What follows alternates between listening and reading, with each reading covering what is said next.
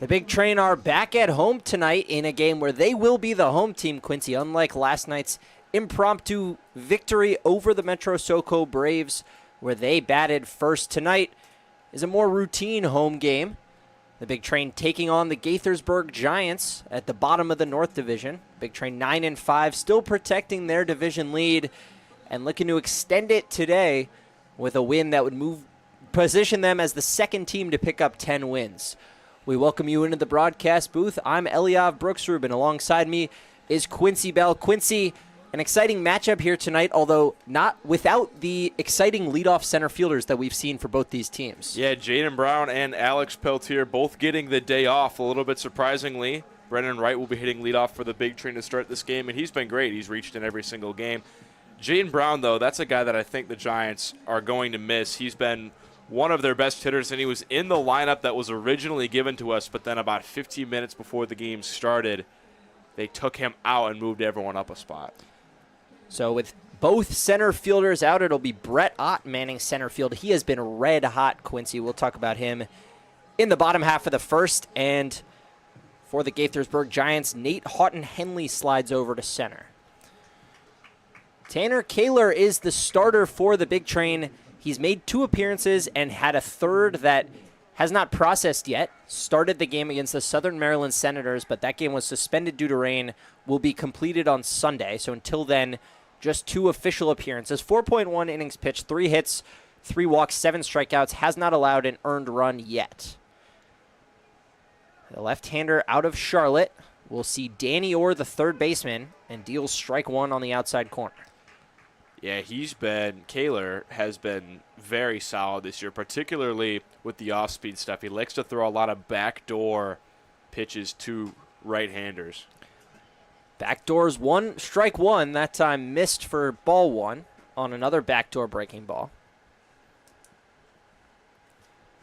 Danny Orr, still one of the 3-headed monster that has been reduced to 2 heads today for the Gaithersburg Giants. Usually the top 3 in the lineup goes Jaden Brown leading off, Danny Orr hitting second, and Colin Hughes hitting third. Today it's Orr first, Powell second, and Hughes third, due up in the first. But Danny Orr's got 20 hits on the season. That's tied for the league lead.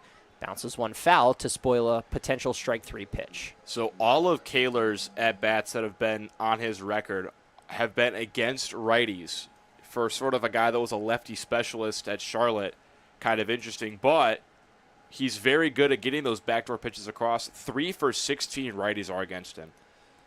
Make it 3 for 17. Tanner Kaler starts his night off with a strikeout.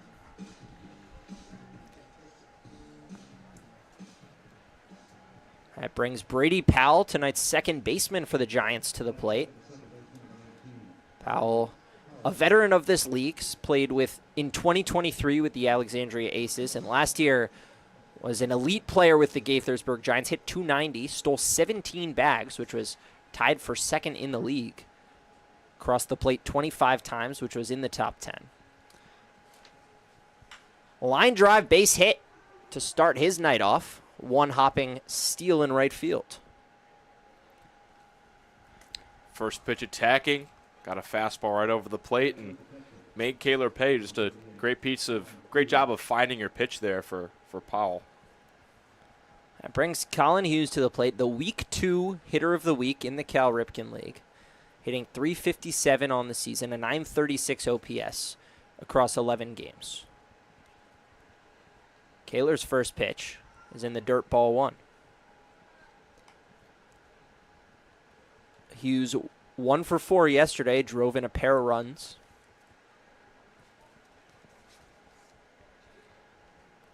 Powell, a threat to steal on base, obviously. The 17 last year, has 4 more this season. Ball 2 way high, has Hughes twisting out of the way. Hughes, the catcher for the Giants today, he'll be catching Gray Willis.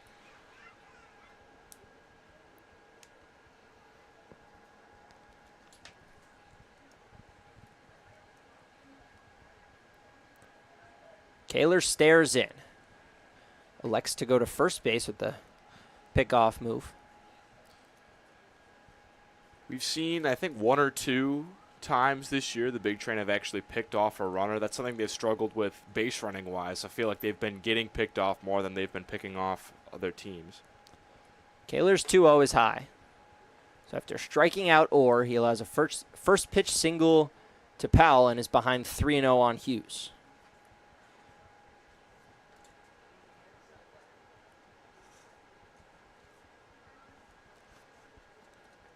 Hughes top 10 in the league in average and slugging. And he'll work a walk, or will not work a walk. He thought he worked a walk, but home plate umpire says strike 1. That pitch right on the black. I think you wouldn't get too many complaints whether that was a ball or a strike. That's really a perfect pitch from Kaler. Kaler back in the count at 3-1, but his 5th pitch runs inside and hits Hughes. Hughes has words for the umpire, maybe saying, if you didn't call ball 4 a strike, I wouldn't have had to get hit.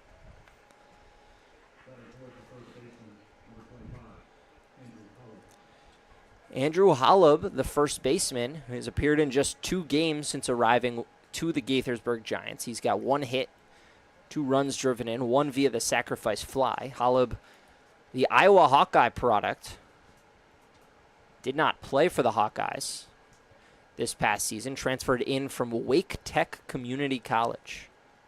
What's their mascot? I have no idea. Bet you it's something interesting, though. First pitch to Holub outside. Kaler's lost the command just a little bit.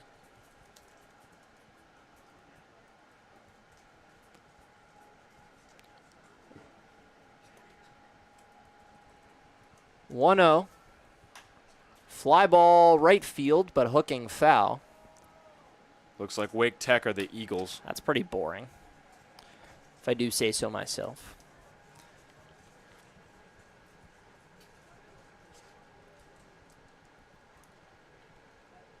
Kaler dangles the arm as he stares in, looking for the 1-1 pitch call. Big leadoff second for Powell, but elects to stay put, and Kaler bends that backdoor breaking pitch on the black yet again. That's his pitch. It's just been that backdoor slider. He's been locating it beautifully in the first couple of games. Little trouble with location so far, but 2 strikes on Holub. See whether he goes back to the breaking ball. 1-2 pitch. Goes fastball and misses away.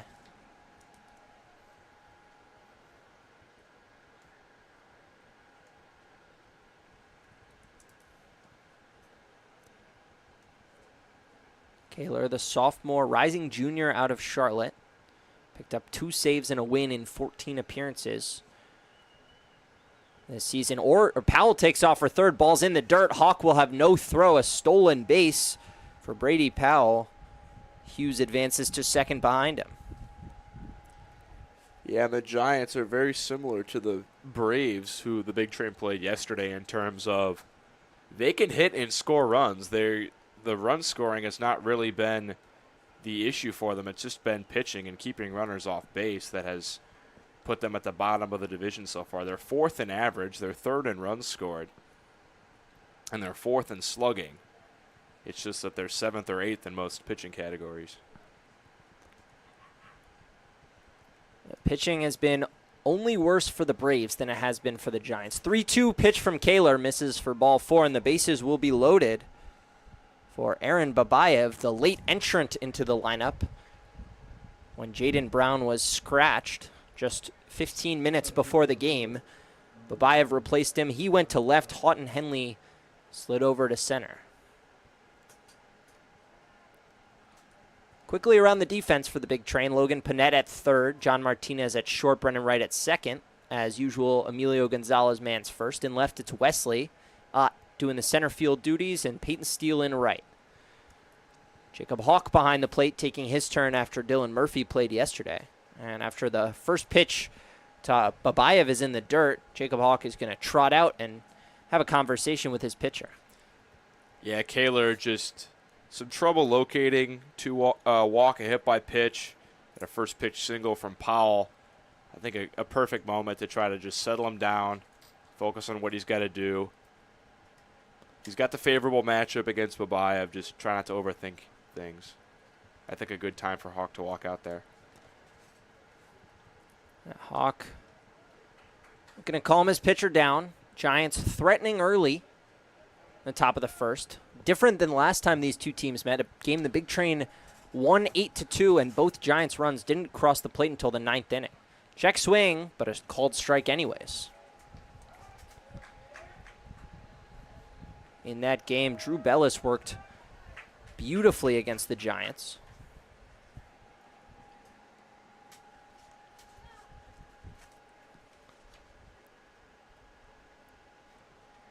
The 1-1. Misses just inside for ball 2.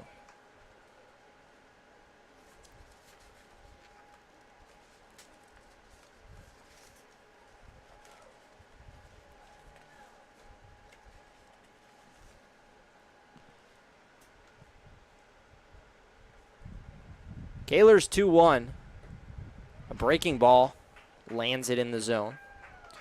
It was 4 innings of Kide Atatui, followed by 3 innings of Drew Bellis, and then an inning of Tyler Brashear for 8 shutout innings, for the Big Train. Michael Cass was brought on for the 9th, could not get out of it. Owen Stewart had to clean up. Tanner Kaler misses again. Count runs full, so the runners chance to advance on a walk. They can't get a head start because there's just 1 out. But a big pitch early for Tanner Kaler, who has been put in a pressure situation. Payoff pitch, ground ball up the middle. Martinez to a slide, flips to Martinez, it was right to a slide. Babayev beats it out.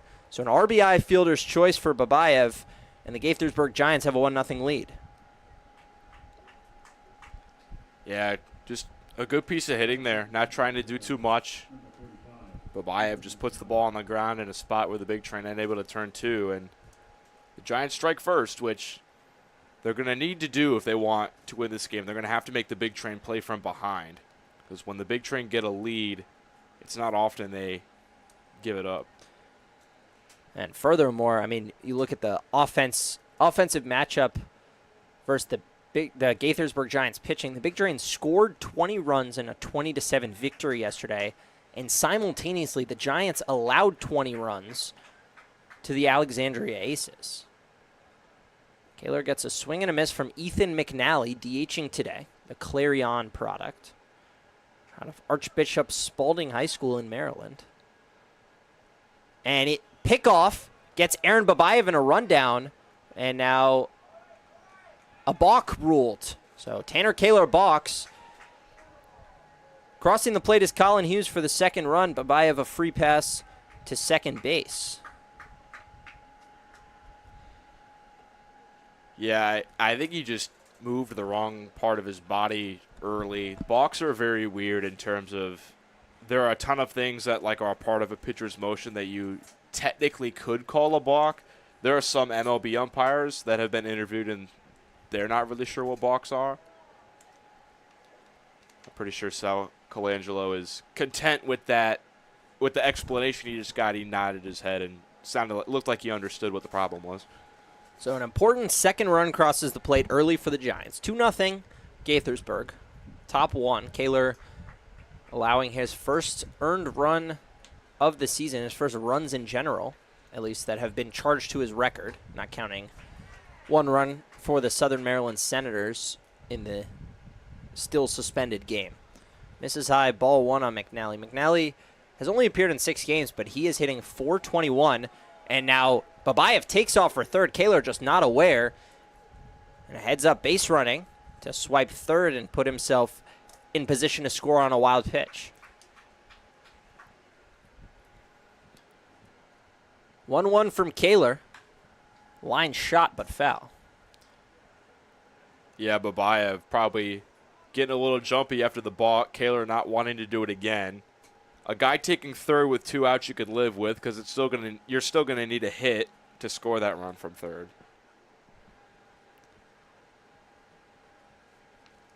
Kaler, a big 1-2 pitch. Looking for a punch out to end this first inning. And spoiled by McNally.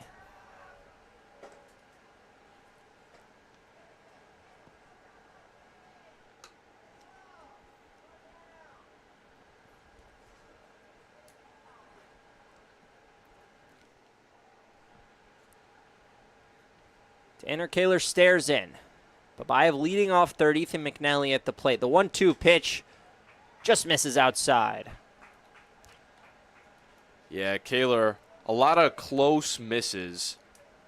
He's not really throwing stuff to the backstop every other pitch. All these misses have been very close, but our plate umpire, at least so far, looks to have a pretty tight zone today. A lot of borderline pitches have been called balls. 2-2 pitch, swing and a miss. Ball's in the dirt. Hawk has to fire on to first. He does so in time. Ethan McNally down swinging, but not before the Gaithersburg Giants put up 2 on 1 hit. They strand 1 in the top of the first. Big Train's first ups come down 2-0. The Bethesda Big Train won 20-7 last night over the Metro SoCo Braves, including a season-high 19 hits for their offense. But the key in the early innings was Kide Atatui, who had an absolutely amazing start on the mound. The left-hander went 5 full innings, allowed just 1 hit, and struck out an incredible 9. Here's one of them. On Lavanga, he shakes, now he nods, taps the foot twice, kicks and delivers. Swing and a miss. A fastball on the outer half. Lavanga, no chance. Back-to-back strikeouts and 9 in the game for Atatui. About everybody had it going on the offensive end, but Emilio Gonzalez was the offensive star, hitting his first home run of the season. It all crashed down on him in the 4th after the errors. Gonzalez high in the air, deep towards right field. Going back is Cassidy. He looks up, and this ball is gone. Emilio Gonzalez deposits one into the trees for his first home run of the 2025 season. Alabama product Peyton Steele helped the Big Train add on with this single. Is off the line. It would have a chance. Lined up the middle and threw into center field off the bat of Peyton Steele. Right is in. Martinez is getting the wave home. He will score. The Big Train, an offensive outburst. The Big Train lead proved way too large for the Braves to overcome as Owen Stewart pitched 2 clean frames to end the ballgame and pushed the Big Train record to 9-5. Big Train bats for the first time tonight at Shirley Povich Field. We'll take you through the starting lineup. Brendan Wright leads off. Brett Ott up to second. Martinez, Gonzalez, Steele in the middle as usual. Panette, Skronsky, Wesley, and Hawk close it out. Quincy, who are we looking for to have a big game tonight? I'd say I'm looking at Ott because he's been hammering the ball at the bottom of the lineup as of late. Gets the call up to second. And that's where Wright has been as sort of like a second leadoff man. Ott has been playing in that same style. Everyone else, you kind of know what they're going to do. I really want to see how they use Ott and how he produces at the top of this lineup. I'm going to say he goes out and plays really well today. Brett Ott has back-to-back 3-hit games. Brendan Wright steps in. He's 7 for 11 when leading off an inning. Has been batting second since Alex Peltier arrived, but a good option to lead off this game. Takes strike 1 from Gray Willis. Willis has struggled on the season. 15-18 ERA across 3 appearances. He has faced the Big Train this year. He got just 2 outs, gave up a hit, a walk, and 3 hit batsmen, all of which came across to score. So 5 earned runs charged to his name in that game.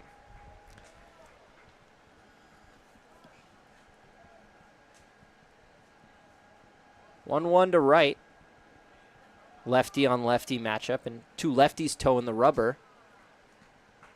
Big Train have struggled a little bit against lefty pitchers. 747 OPS, which sounds decent, but their OPS is over 900 against righties, and twice as many extra base hits against right-handers as southpaws. So, see whether this lineup can take advantage. Obviously, Alex Peltier, one of the best right-handed bats that would have the platoon advantage against Willis, not in the lineup. Brennan Wright, though, is hitting .529 against lefties. The 3-1 pitch. Misses high, ball 4, and Wright is aboard. Still, even into game number 15, he's reached in every single game. Yeah, 14-game on-base streak, has had 1 day off this season. Take you around the Gaithersburg defense. Colin Hughes out to chat with Gray Willis. On the infield, it's Orr at third, Maxey at short, Powell at second, Holub at first.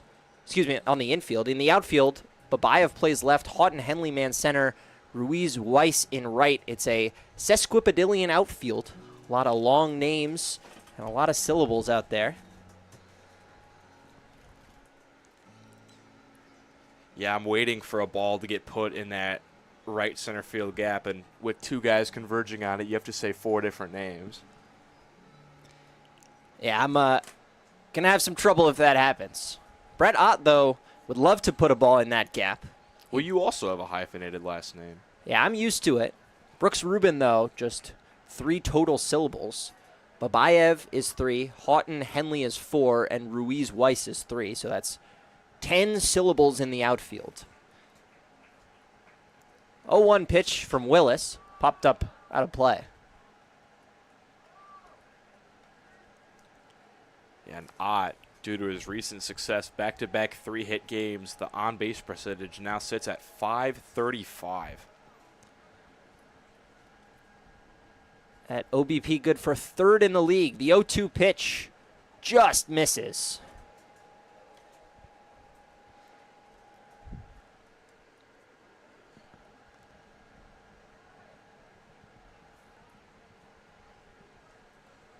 One-two from Willis. Ott lines it sharply into right field, diving fast. That's a base hit. Brennan Wright goes station to station. And the Big Train have 2 on and nobody out. Clearly not phased by getting moved up in the lineup. Continues to produce. That picks up his 7th hit in the last 3 games. He has reached base, Ott has, twice in 2 or more times in 7 of his 9 starts. Already halfway there tonight. John Martinez to the plate. Martinez hitting an even .250 on the season, but just .190 with runners in scoring position. Big Train have squared around a bunt often, with first and second nobody out this season. We'll see whether Martinez does so tonight. There he goes, and he lays that down the first baseline. Willis picks up, has to throw on to first. Not in time! John Martinez beats out an infield single on the bunt. And after Gaithersburg loaded the bases in the top half, Big Train have them loaded. Yeah, and bunting is something that the Big Train preach, and you can tell with the way these guys are so efficient at laying them down. Sack bunt situation, they've been out there just beating out the bunts and getting to first. Ott did it twice in each of the last 2 games. This time Martinez, who's not necessarily a guy I think who's really known for his speed, still got it down and motoring down the line. A really good bunt. It helped putting it down the first baseline. Willis, the lefty, falls off the third base side. Had a long way to go to pick it up. We've seen that happen a couple times where Big Train hitters have laid down a bunt in a sacrifice situation and then beaten it out and picked up a hit. Emilio Gonzalez steps to the plate. Gonzalez was a triple shy of the cycle last night. Went 3 for 5. His first home run of the season. His 4th double. Also walked twice. So was on base a total of 5 times. But in an 0-2 hole here. Willis looking to work out of an early jam. Like his counterpart, Kaler, misses with the 0-2. Yeah, and another stat for Gonzalez, he has extra base hits in 4 of his last 5 games, and he comes in with a 5-game hit streak. In those 5 games, he is 8 for 16 and has not struck out. Willis looking to change that, but Gonzalez spoils the 4th offering of the at-bat. Gonzalez 6th in the league in average at 380, 3rd in slugging with 520. The OPS is top 10 at 970. He's also top 5 in total hits, runs, doubles, and RBIs. RBIs trails only his teammate Logan Panett on the Cal Ripken leaderboards.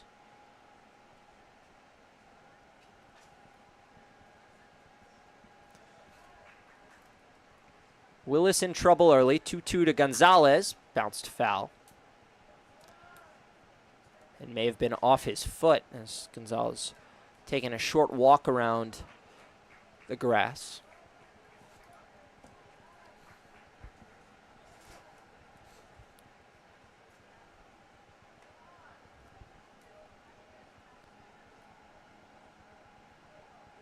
Willis making his 3rd start. Walks have been an issue. 10 walks across 5 1/3 innings. That's not to mention the hit by pitches. He hit 3 big train batters last time these two teams met. Shakes off his catcher Hughes, looking for the perfect pitch and a 2-2 count to Gonzalez. Here it comes. Ball high on the fastball. And this is a pitch you feel like where you got to locate, need to get an out here. It almost feels like if this is a walk here for Willis, one piece falls, so does the whole tower of Jenga blocks. Full count, grounded sharply in by the diving glove of the first baseman Holub. Wright scores, Ott scores. Gonzalez slides into second, the ball gets away, and he's headed for third, so a double with an error, and the bases are cleared. Big Train on top, 3-2. Still no outs here in the first. Yeah, we mentioned Gaithersburg doesn't want to play behind in this one, but they're already behind after Gonzalez clears the bases. 2 RBIs to his credit, 1 more crossing on the air. And it's gone from bad to worse for Gray Willis to start his outing. Still nobody out. Big Train reclaiming the lead after giving it up early. Reminiscent a little bit of their first matchup with Gaithersburg. Game Big Train lost 11-10. They were down 4-1 after the first, reclaimed an 8-4 lead before giving up 5 runs to make it 9-8. Could not come back from there. Payton Steele hits for the first time.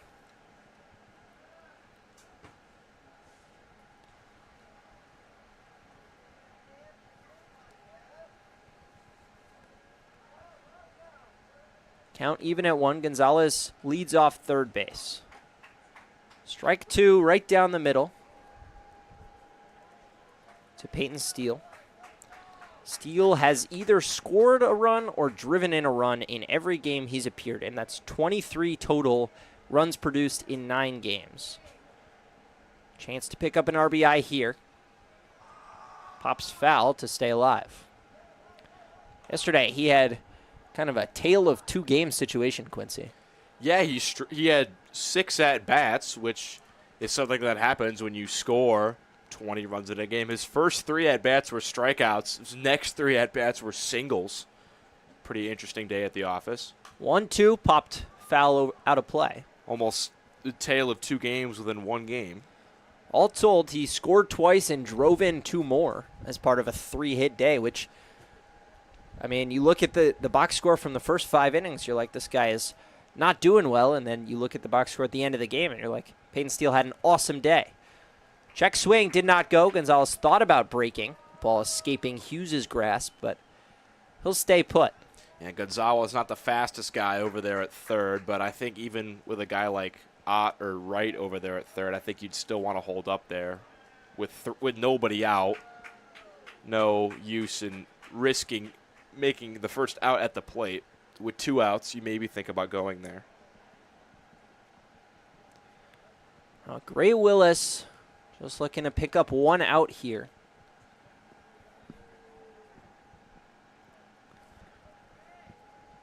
He's even in the count, 2-2 with Payton Steele. Steele takes ball 3 high. The count is full once again. It's been an arduous inning. Willis already up to 25 pitches and still does not have an out. 3 hits in the inning and a walk. Full count pitch. Misses ball 4. That one skips well away from Hughes. Gonzalez charging home. He'll score easily. The Big Train up 4-2 and will continue to have traffic. Peyton Steele jogs down to first with a walk. Yeah, they've already scored 4 runs before even getting an out. The most runs that they've scored in an inning was 7 on the 9th against the Grays in Woodbridge. Already 4 home with nobody out. They could be on the verge of breaking that today. Big Train have the number of Gray Willis. He has recorded 2 outs against them and allowed 9 earned runs. Pickoff towards Steele, who thought about a dive and then goes in standing up. Willis has allowed 10 base runners out of 12 batters faced against the Big Train. He'll take on Logan Panett, starting to snap out of a mini cold streak. And he'll get hit by a pitch, the 4th time that Willis has hit a Big Train hitter this season.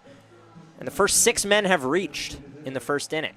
I think Hurts So Good is a very good song to play right after getting hit by a pitch because, yeah, it might hurt, but you get to go to first base. I think that's a perfect job by whoever's on music today. Sorrell, I believe, is on music, one of our Love Sorrell. Demesa High School interns.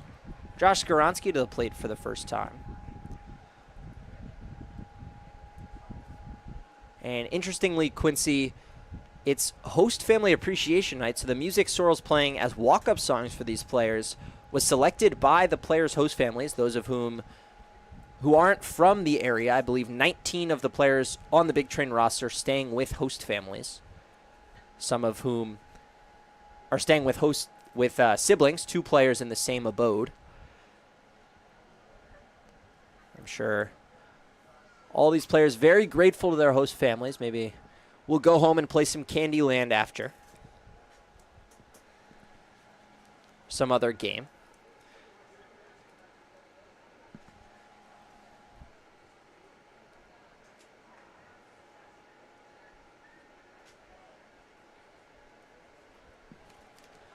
Josh Skaronski, not someone staying with the host family. He's a Frederick native. Line sharply into right field and cannot be handled by Ruiz Weiss. Steele will be rounded and headed for third. Skaronski dives into second with a double. Peyton Steele scores. Logan Panett to third. And 5 runs have crossed the plate. Still no outs in the first inning. Yeah, the Big Train just picking up right where they left off. They scored 5 runs in the 9th inning yesterday. Already 5 runs in the first inning today. Eliav, it looks like we're watching just the continuation of the same game. They're hammering the ball out there. It's pretty unbelievable how well the Big Train bats are working right now.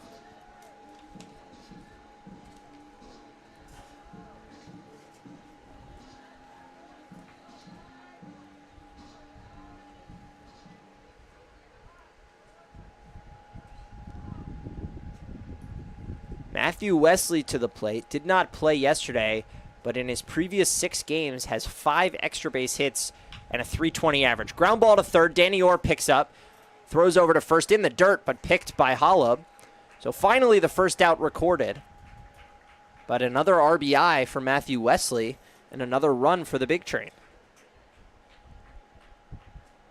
Yeah, now if they were able to score Skaronski from third, they would tie the record for most runs in an inning, at least so far this year. But just a blazing hot start. Even with Wesley making the first out, he made sure it was a productive out, got an RBI out of it, scoring Panett. Jacob Hawk, the 9th man to bat in this first inning. The Big Train have batted around. Hawk takes ball 1.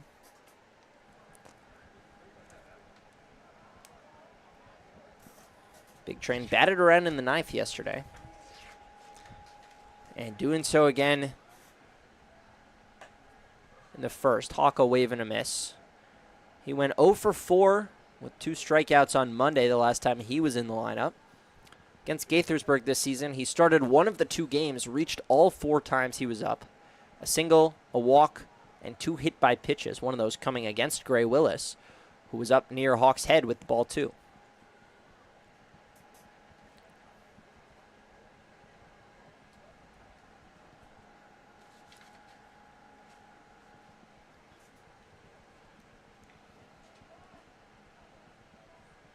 2-1. Slow bender, but misses high. Jacob Hawk ahead in the count 3-1. Gray Willis has already walked 2 and hit 1 batter. He's allowed 4 hits and has recorded just 1 out. 3-1 to Hawk. Ball 4. So 9 batters through and 8 have reached for the big train. Brennan Wright will bat for the second time. And he walked, scored to get the first run of the game for the big train, as Gaithersburg's going to have a mound meeting with Gray Willis, maybe calm him down, maybe get him a water bottle, and just see if they can get these last 2 outs with this game still manageable. The Gaithersburg has a good offense, and they've scored 2 runs in the first. They can get up to the 10-run territory, but it's going to be pretty important that they limit this lead to 4 in the first, because the big train are just on an offensive tear, and they could really continue throughout this game. Yeah, Big Train have shown they're not afraid to keep the lineup moving all game long, put up 20 runs yesterday. Willis will remain out there. Still no action in the Gaithersburg bullpen. They used a lot of pitchers in the 20-10 loss yesterday, so certainly hoping for a little more length from Willis than they've gotten so far. His pitch count up to 36 after 1 time through the order.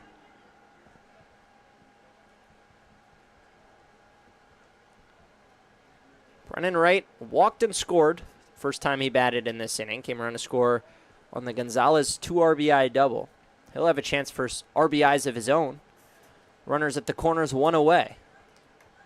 And he, like we said in his first at-bat earlier this inning, reached in every single game. That's really that's your quintessential leadoff hitter, just a guy that gets on base all the time at a high rate. I know he's been hitting second most of the year, but really also thriving in that leadoff role. Willis bounces ball 2.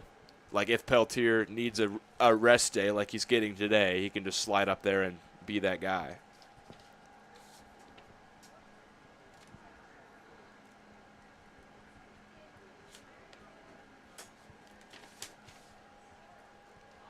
Two-0 pitch high and in.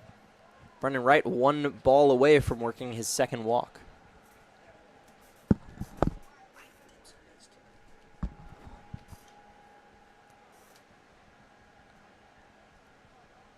Three-0. Finds the zone for strike 1.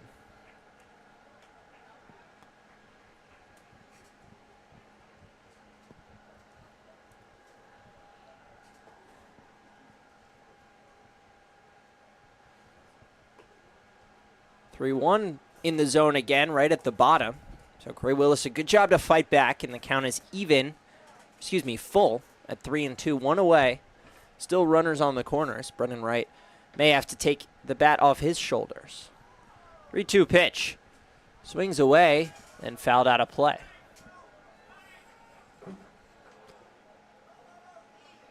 Deflects off the seat, so a souvenir for a lucky fan or two.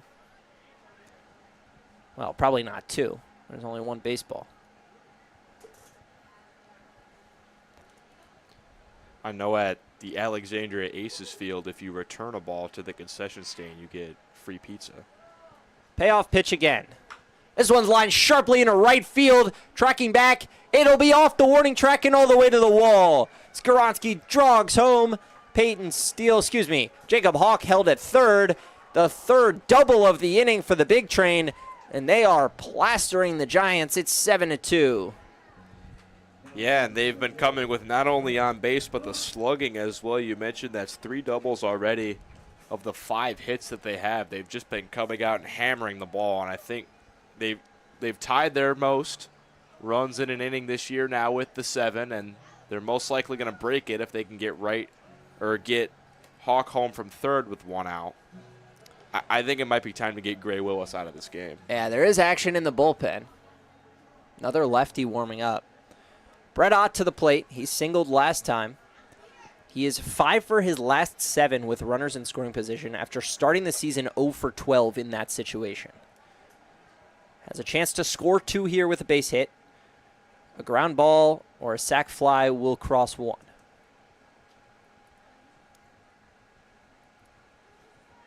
Willis's 45th pitch of this first inning is inside again. So that arm is taxed. Yeah, I doubt he is out for a second inning, and the location has not been great. 22 strikes to 23 balls, but the strikes he's thrown have just been middle pitches that the Big Train have been crushing. 2-0. This one misses way outside, so it goes up and in twice, and then overcompensates with a low and away pitch. 3-0 to Ott. Martinez stands on deck. Ott a chance to load the bases if Willis can't find the zone. Deep hole for Willis, and misses high for ball 4. So 10 of 11 Big Train hitters have now reached base. John Martinez, chance to pick up more RBI for himself. Yeah, and the only guy to make it out in this game, Matthew Wesley, has one of the 7 RBIs to his name as well. So just everything coming up Big Train so far in this first inning. Bases are loaded. Gray Willis to Martinez. Fly ball right center field. Ruiz Weiss calling off Houghton Henley. Hawk jogs home, right over to third. A sacrifice fly, the 4th of the year for Martinez. And Gray Willis picks up the second out, but the Big Train have their biggest inning. It's an 8-run spot in the first. They lead by 6. You like how I handled that I think you handled it well. name? Yeah. That was great. I would expect nothing more than the guy that also has a hyphenated last name. I'm used to it for sure. Mine rolls off the tongue a little easier. Brooks Rubin. Then do Ruiz Weiss and Houghton Henley. I feel like double H's would be tough. It is pretty tough. Emilio Gonzalez doubled two home his last time up. I was going to say in the first, but we remain in the first inning. I mean, this is as red-hot a bat as there is in the league right now. He is sorted, and Brett Ott takes off for second. A little bit of a flop of a dive there, but a stolen base for Ott. Gonzalez, however, in an 0-2 hole. Really good pitch, maybe the best pitch from Willis. He made Gonzalez look a little silly. And that's the first stolen base of this inning for the Big Train, too. They've just been pushing runners around the bases just by hitting the ball. Gonzalez punched out. Strike 3 on the outside corner, his first strikeout in the last 6. But head coach Sal Colangelo doing backflips in the dugout. The Big Train put up 8 in the first. They lead it 8-2.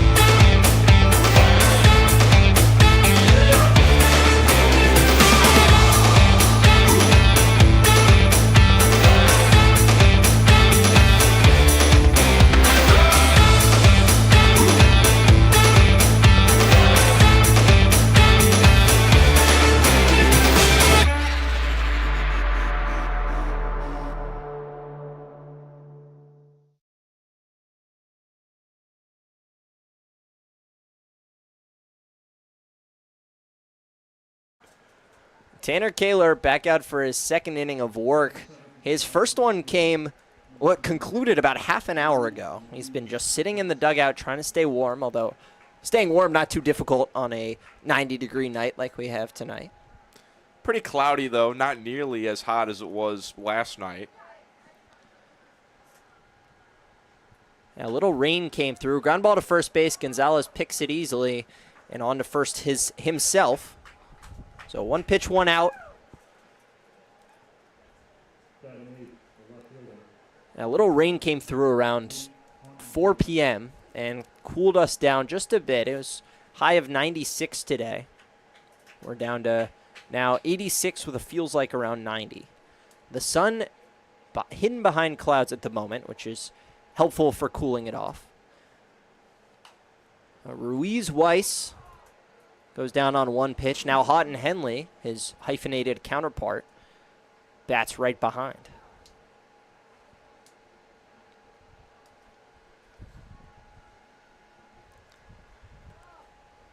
Kaler's 0-1 outside.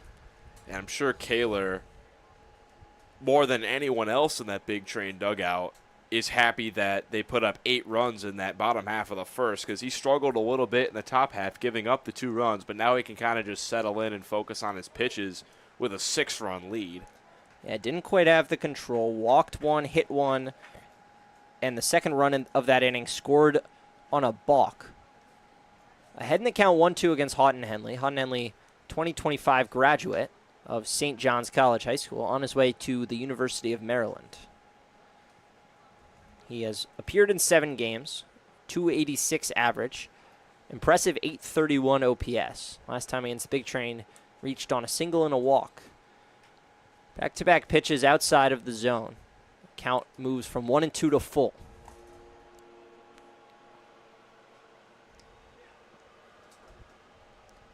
And the Giants lost 20-10 to the Alexandria Aces yesterday, but they were down 17-2 at the end of the second inning and came all the way back, made it a 17-9 game. So they're not out of this by any stretch of the imagination. The ball lashed to right, but hooking foul. Houghton Henley, a good piece of that one, just could not keep it fair. Yeah, 15 runs in the second inning allowed. It looked like we might have been heading for that at one point. Gray Willis able to retire back-to-back batters to end the inning at just 8 runs across. But it does say something when you're the Gaithersburg Giants and you allow an 8-run first inning and it's not the worst inning you've allowed in the last 24 hours. Barely half as many. 3-2 pitch from Kaler. Swing and a miss. Houghton Henley goes down swinging. Kaler's got his second strikeout, and there are 2 away here in the second inning. Ryan Maxey to the plate. He attends St. John's River State College, where he hit 169 in 34 games. Playing short today, captaining the infield. Looking to turn the lineup over after Kaler retired the first 2.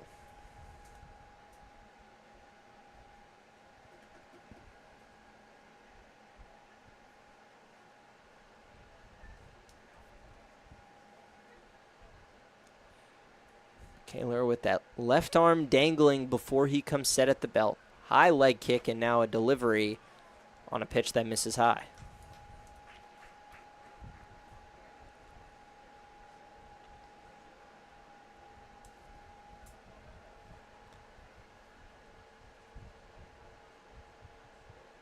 Two-0 from Kaler.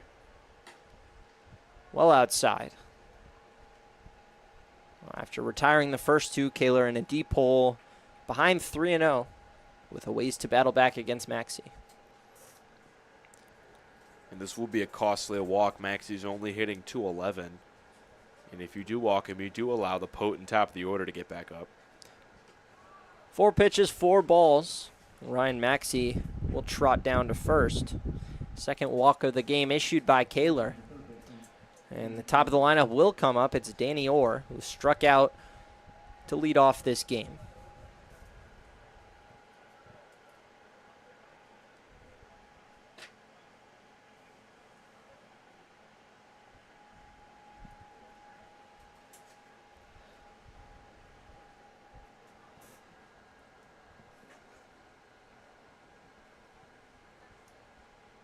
First pitch in for strike 1. Or this season, 377 average overall, but has struggled against the Big Train, just 2 for 10, including his first inning strikeout. 4 of his 8 outs have come via the K. Kaler, another pickoff. Diving back safely is Maxey.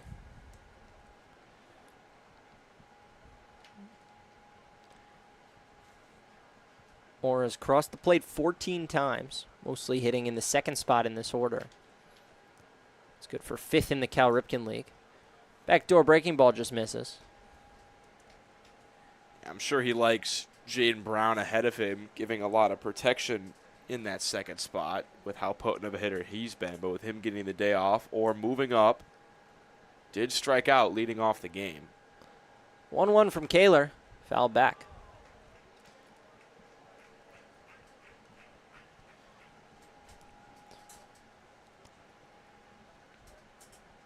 And today you got both of the team's normal second hitters moving to the leadoff spot. Big Train doing the same with Brennan Wright, giving Peltier the day off. 1-2 from Kaler. Line drive, base hit into left field. Skoronsky will field out there. Danny Orr's got himself his 21st hit of the season. And traffic again on the base paths for the Giants. Looking to mount a 6-run comeback.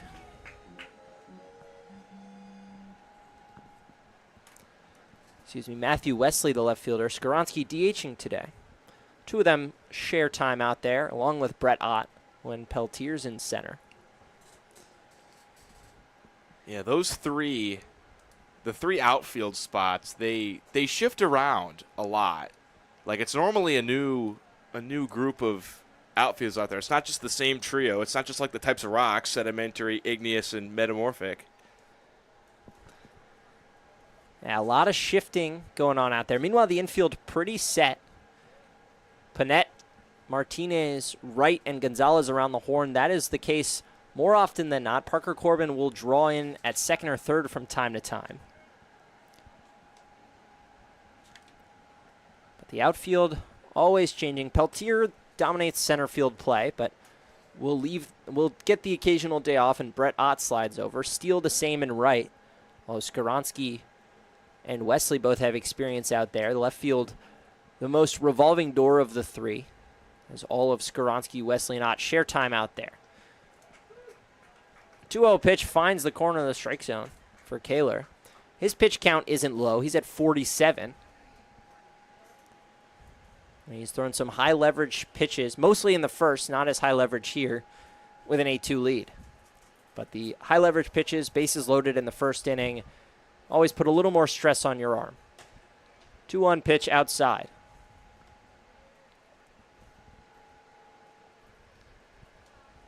Yeah, hopefully this inning doesn't spiral for Kaler. One ball away from walking the bases loaded. The Giants have been known to make games interesting after being down early. They can come back from big deficits with their potent offense. Ball 4. Second walk of the inning issued by Kaler. Bases are loaded, and the guy you do not want to see at the plate, the Week 2 Cal Ripken hitter of the week, Colin Hughes, steps up. He's doubled twice and homered in a .357 average. And a extra base hit here could make this game a ball game once again. He's got an OPS in the 900s as well to go with a .357 average. Even going lefty on lefty, he is a danger to get a chunk of these runs back for Gaithersburg. 9 RBI on the season, looking to move into double digits with a walk, a hit by pitch, or a base hit of any kind, with 2 outs in the second. Kaler struggled today, but can escape this second inning jam with no damage, but will hit Hughes. So a run crosses the plate. Scores 8-3. Yeah, second time Hughes has been hit. Hasn't been able to show off the power, but the on base is getting a bump. And now the tying run on deck for the Giants. A little early to start thinking about, winning run, tying run, but in a game that the Giants have trailed or have allowed 8 runs, their only frame on defense, it's certainly something that they're in the position that they're in, and a hit from Ethan Holub here could put them right back in this ball game. And Tanner Kaler, quick talking to from pitching coach Craig Lopez. Yeah, if you could keep this deficit at 5, you're sitting pretty if you're up 5 runs after the top of the second. But an extra base hit, making it maybe an 8-5, 8-6 game, then you start looking at this being a dogfight down the stretch. So this is really an important out for Kaler to get, because after the first two hyphenated last names, Ruiz, Weiss, and Houghton Henley both got out to start the inning. It's been walk, single, walk, hit by pitch. So 4 batters have reached consecutively, and the first 3 batters reached in a row.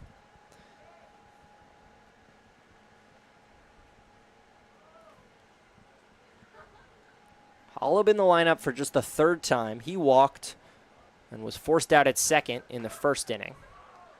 Takes strike 1.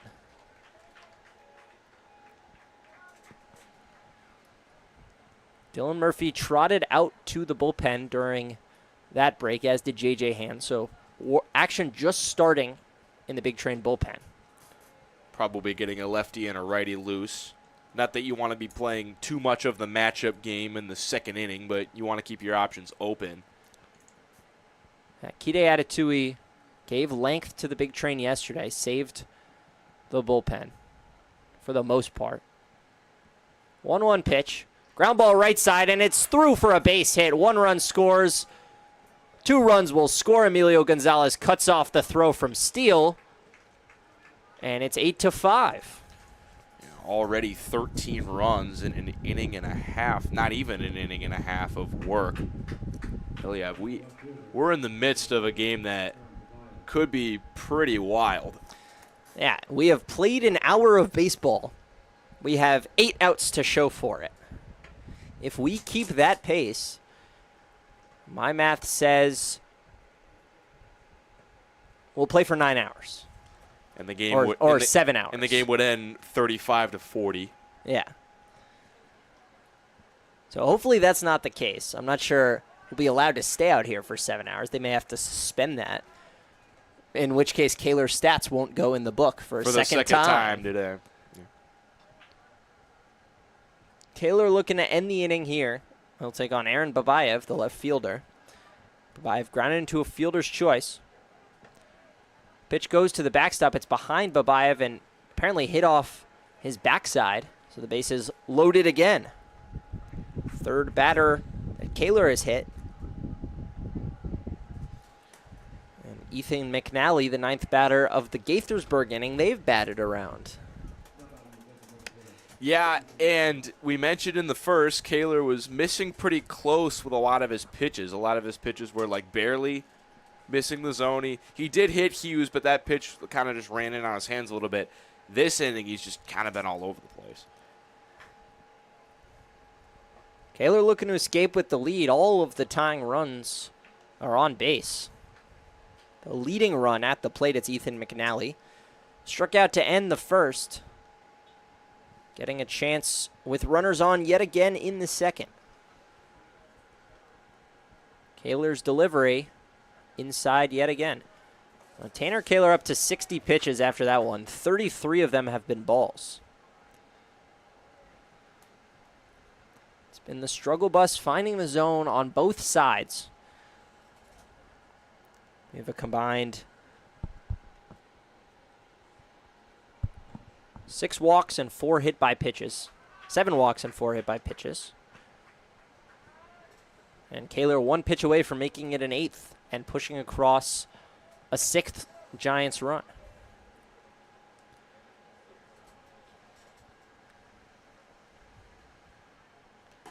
McNally takes strike 1 down central. And once again, in the games where the Big Train pitching has been struggled, the one thing has been getting that 3rd out. It's just been too many rallies and too many walks and base runners after 2 outs. Line drive into center field. Ott back on it. He'll handle easily to finish the top half of the second. Giants tack on 3 more, but they're still chasing 3 Big Train runs. The score is 8-5.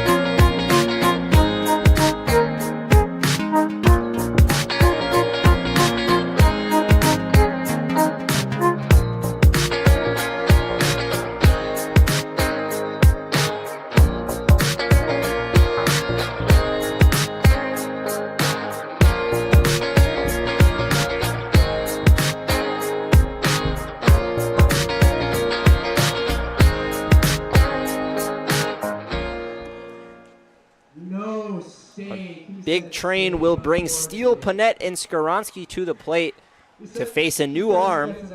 And Gray Willis is done after 1 inning of 8 earned run ball. He put 10 batters on base. Cody Sharman, the reliever. Sharman this season, 5 appearances, 1 start, an 0-2 record. 6 1/3 innings pitched, a 14.21 ERA. So moving from 15-18 to 14-21. Giants are not using their highest leverage guys. Steele socks one into left field. It's down for a base hit. Fielding is Babayev. Steele on his way to second. Throw comes in. Not in time. Steele slides under the tag. And right there, I think you want to see the second baseman, Powell, get the glove on the ground. I think he was caught a little bit too much of trying to get the tag onto Steele instead of getting the tag to where he needed to go. I think if he just catches that, lays his mitt in front of the base, Steele's most likely out. Leadoff double for Peyton Steele, the 4th double of the game for the Big Train.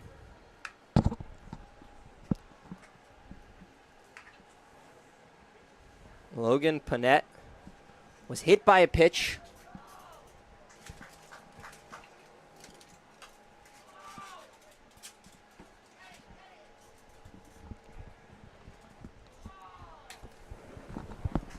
I would love the mac and cheese. Yeah, Panett hit by a pitch, helping out his on base. 415 on base for him, very strong. Was one of the 8 guys who scored in that inning. Now another hit by pitch. Panett on twice. A hit by pitch after Hughes did the same on the other side. Josh Skaronski to the plate. He had an RBI double the first time up. A Big Train picking up right where they left off. First 2 men aboard. Skaronski hitting just 172 with runners on, but had an RBI double, came around to score.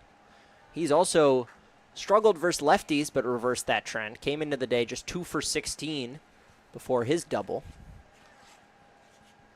And something that I've noticed, Quincy, is the Big Train have had a couple of close plays at second on doubles. So despite the big lead, they're running hard, and they're taking extra bases where they can. Skaronski had one. Steele just had one. Skaronski again hits one hard. This one in the right center gap. Fielded by Houghton Henley. His throw comes home and cut off by Holub. A second RBI double for Josh Skaronski. The Big Train have 9 runs and 2 in scoring position. Still no out in the second. Yeah, they've just been continuing to hammer the ball. 2 more doubles in this inning to go with the 3 that they had in the first. The most extra base hits that they've had in a game was 8 back on June the 8th against the Metro SoCo Braves. They already have 5 through 2 innings of play in this one. Not even 2 innings, 1+ innings. Still no outs. And Matthew Wesley, who's tied atop the Cal Ripken leaderboard in extra base hits, 5 doubles and a triple. Check swing, takes ball 1 in the dirt. So the Big Train well on their way to shattering their extra base hit record for the season. Game number 15 of the 40-game Cal Ripken slate. Big Train sit at 9-5. Gaithersburg playing their 16th. They're just 3-12. And the pitching has been the issue, if you haven't noticed.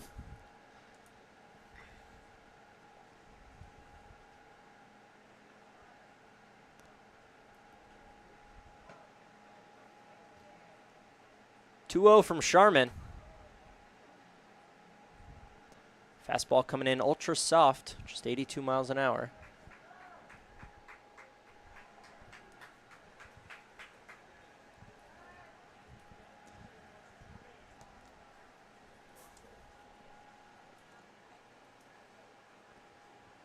(3-0) pitch. Popped up in the air. Hooking foul. Playable, and a slide from Ruiz Weiss. He can't make the grab. Tough play to make there. Wesley swinging 3-0. I mean, why not with the way the Big Train have been hitting the ball today? Got a good pitch to hit, just got a little bit under it, and still has himself in a 3-1 hitters count.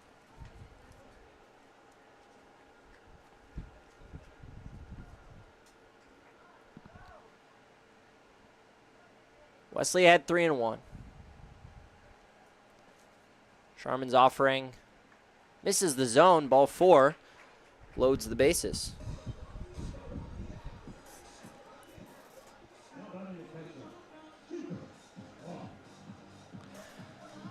Jacob Hawk, the last man to hit for the second time. There's still no outs in the bottom of the second inning. Big Train all over the Giants.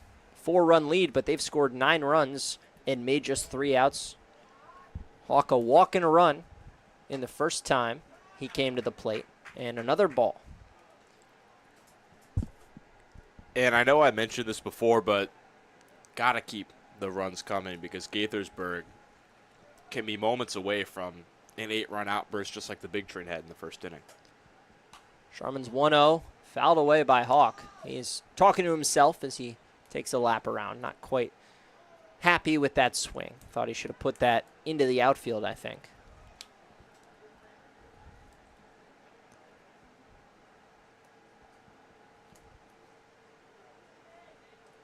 Sharman kicks and deals. Hawk fouls another pitch away. Again unhappy.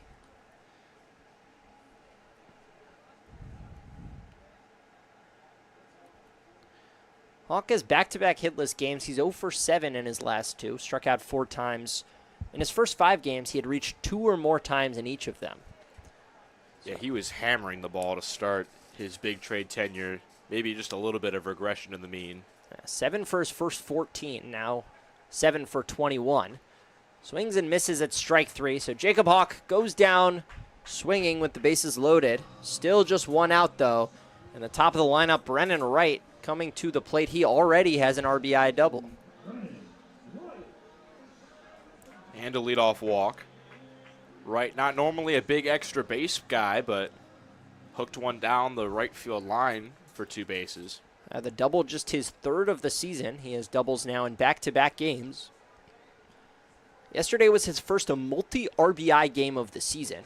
He had 3 and a 3-hit day. He's got 1 here, and with the bases loaded, a chance to match that total or at least get to 2 RBI, which would be back-to-back games. Driving in multiple. 1-0 count. Sharman kicks and deals. Right line drive into center field, dropping a base hit. 1 run scores. Waved around and scoring is Skowronski. The ball gets all the way to the backstop. Hughes and Sharman not sure where it is. Over to third as a result is Wesley. Up to second is Wright. An 2 RBI single. The Big Train have posted 3 runs in the second and 11 already in the game. 11 runs into just the second inning. And yesterday against the Braves, the run scoring didn't really come till the 4th. They scored 2 runs in the first 3 innings, and then across the middle 3 innings, they scored 10. But already 11 today. There's a chance they get to 30 at this pace, and that is not me joking around. I don't really want to hear that. Ground ball to first base. Handled. And now a throw home goes high, so 1 run crosses the plate. Staying at third is Brennan Wright. Andrew Holub took care of Brett Ott, but he drives in another run. It's 12-5.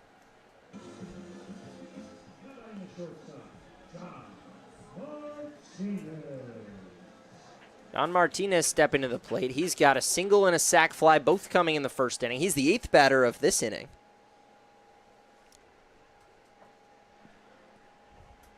Emilio Gonzalez stands on deck. First pitch to Martinez high. The Big Train today switching up their usual bats. The team usually swings a wood-colored bat with a green handle. Today, though, red bat, blue handle. A little bit of a different look for the Big Train. And this seems to be working out. Imagine they'll go back to these bats after tonight. Yeah. I'm not so sure Alex Peltier's going to be too happy about all the offense is getting done and he's not being able to jump in on the party. Yeah, the unlucky guys out of the lineup today, Peltier and Corbin, along with Dylan Murphy and J.J. Hand. Line drive, base hit. Another run will score. John Martinez has his 2nd RBI of the game and his 2nd hit. Brennan Wright touches home.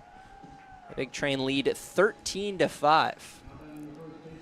And they'll bat around for the 2nd consecutive inning. And through 4 half innings, 3 times, They both between the first 4 frames, 3 times these teams have batted around. If I could get the words out. So yesterday, Gaithersburg played in a game with 19 runs in the first 2 innings. Gonzalez ropes one into right field.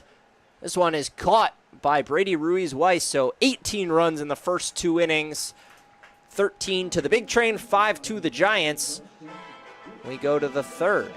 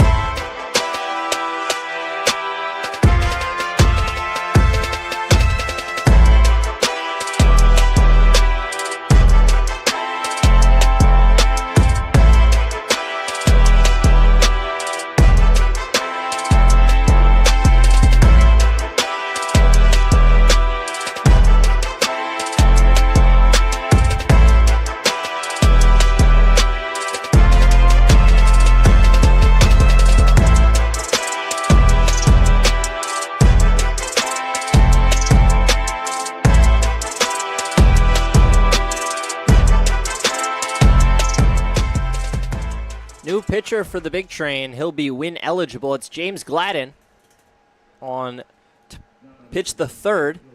He has worked 5 innings this season, allowed just 1 earned run. Still hasn't allowed a hit yet, Quincy. 7 walks are the main blemish on his record. Yeah, 7 walks to 5 strikeouts, but no hits.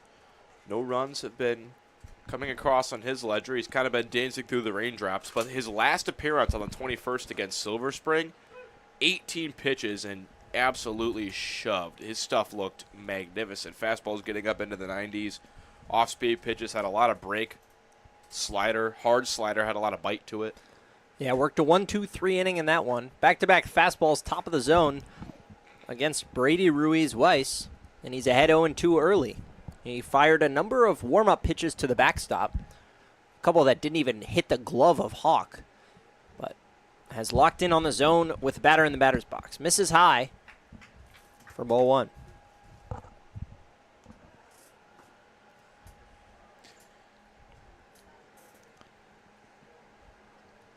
James Gladden out of Maryland. Brady Ruiz-Weiss, the Yale Bulldog. Ground ball to shortstop. Martinez cannot handle it, and Ruiz-Weiss aboard on an E6. Unfortunate timing there to lead off the inning. That's only the first. It is only the first error the Big Train have committed so far this game.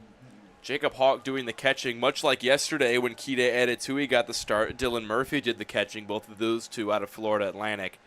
This time, Gladden and Hawk, both Maryland Terrapins. So, Sal Colangelo liking to keep guys with their collegiate catchers. Houghton Henley, a future Maryland player, taking on his future teammate. First of, I'm sure, many matchups. Ground ball to short. Martinez, redemption time. Flips to right, on to first, a 6-4-3 double play.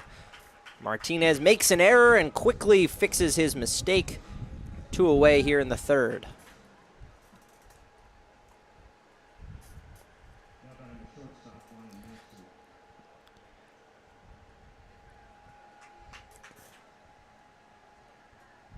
Ryan Maxey, the 9-hitter. He walked to start the 3-run rally for the Giants. First of 6 consecutive batters to reach base in the second inning.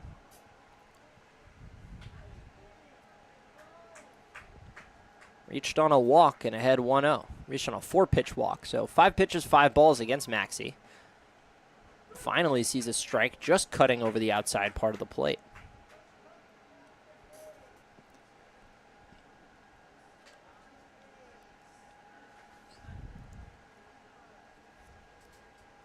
One.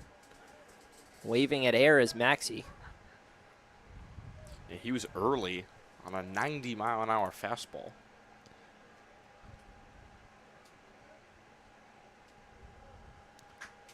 Gladden 1-2. Looking to put up the first 0 on the scoreboard. Won't be on that pitch.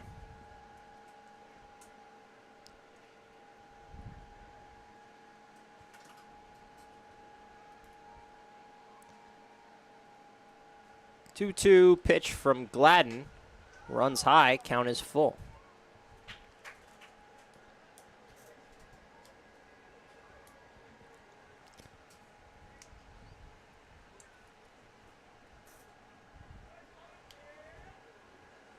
Full count, 2 outs. Flied sharply, but out of play. Maxey just a hair early on the slider.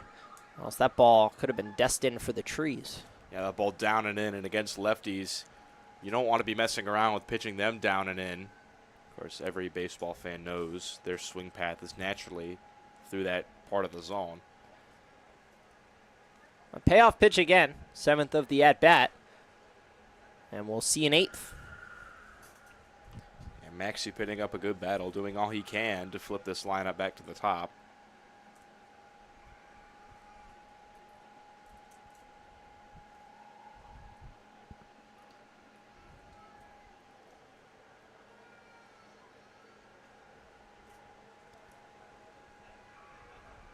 Gladden offers. Line drive right field, pushing Steele back. But he's got room. Room service double play eliminates the Martinez error. Gladden faces the minimum. We'll see if the big train bats can stay hot in the bottom of the third.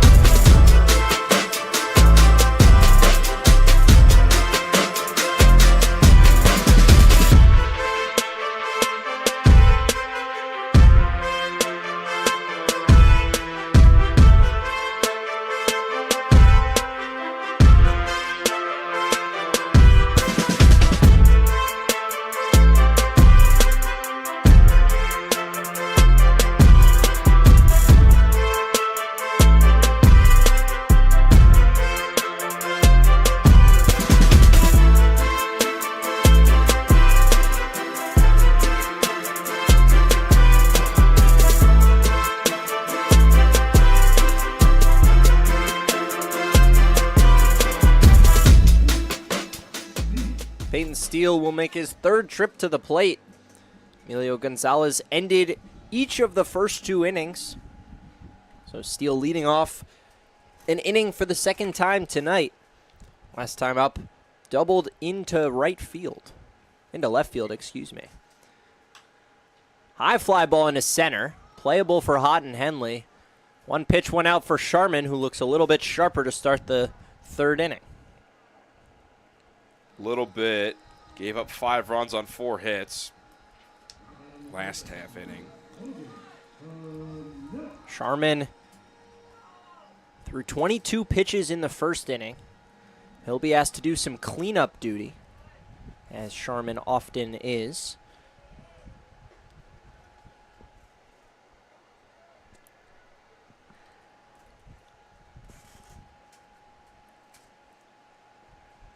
Logan Panett has been hit by 2 pitches in this one. He's still looking to swing the bat for the first time. Won't be on that pitch. It's in the dirt to run the count to 2-0.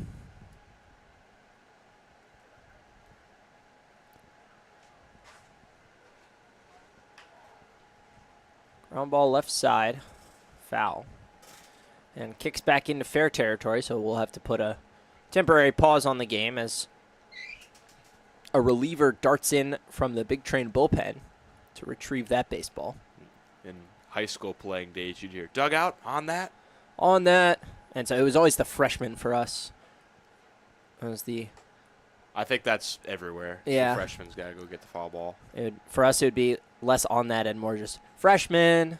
But on this team, the majority of the guys on the roster are freshmen or just finished their freshman year. 3-1 pitch lined into right field. Hangs up for Ruiz Weiss, though. So 2 up, 2 down. On 2 hard hit balls, though. That one 93 off the bat. But Sharman settling down after a rocky second inning.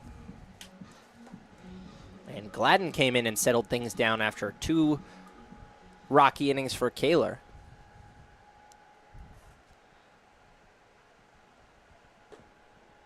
Skoronski's got a pair of RBI doubles to his name, already off to a fantastic start today. He has reached in every game he's started, although he went 0 for 3 yesterday as a long-term pinch hitter, replacing Peltier in the 7th, batted once each in the 7th, 8th, and 9th of that game.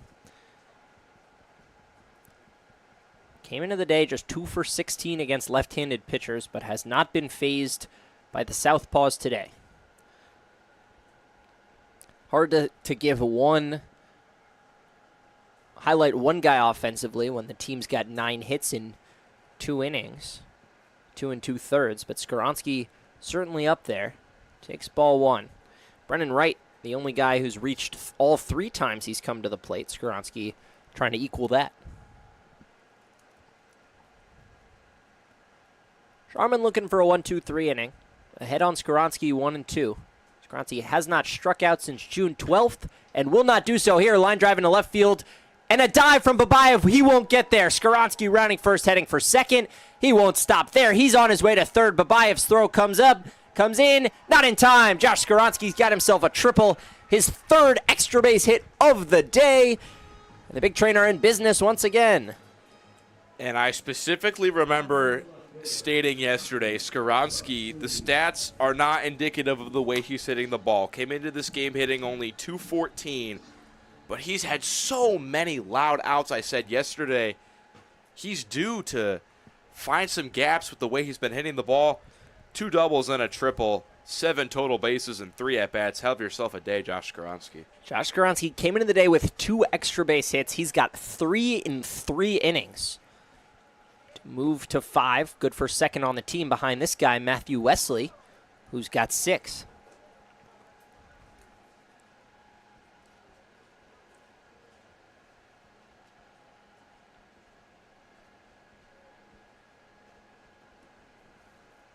Wesley line driving to left. That ball's deep, and that will touch down an RBI. And Wesley heading for second, his 7th extra base hit. But he's thrown out. It will not be. A good throw from Aaron Babayev cuts down Matthew Wesley. He picks up an RBI on the single, 7-4 is the assist. Big Train score 1. It's 14-5. Quincy taking over for the middle innings.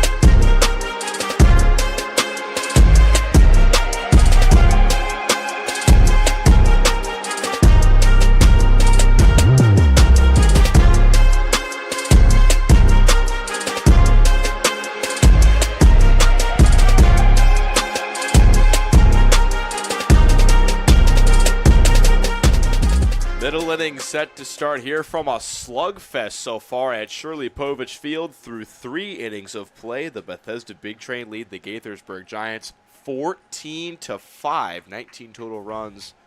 Through 3 innings, James Gladden will be out for his 2nd inning of work, and he pitched a 1-2-3 frame in the 3rd. An error and then a double play, followed by a Ryan Maxey flyout.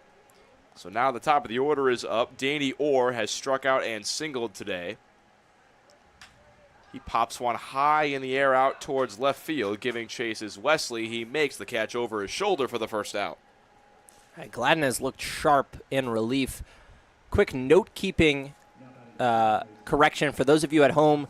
Skoronsky's hit in the first was ruled a single and an error, which means he has a single, a double, and a triple, and he is just 1 home run away from a natural cycle in order. Emilio Gonzalez was flirting with a cycle yesterday.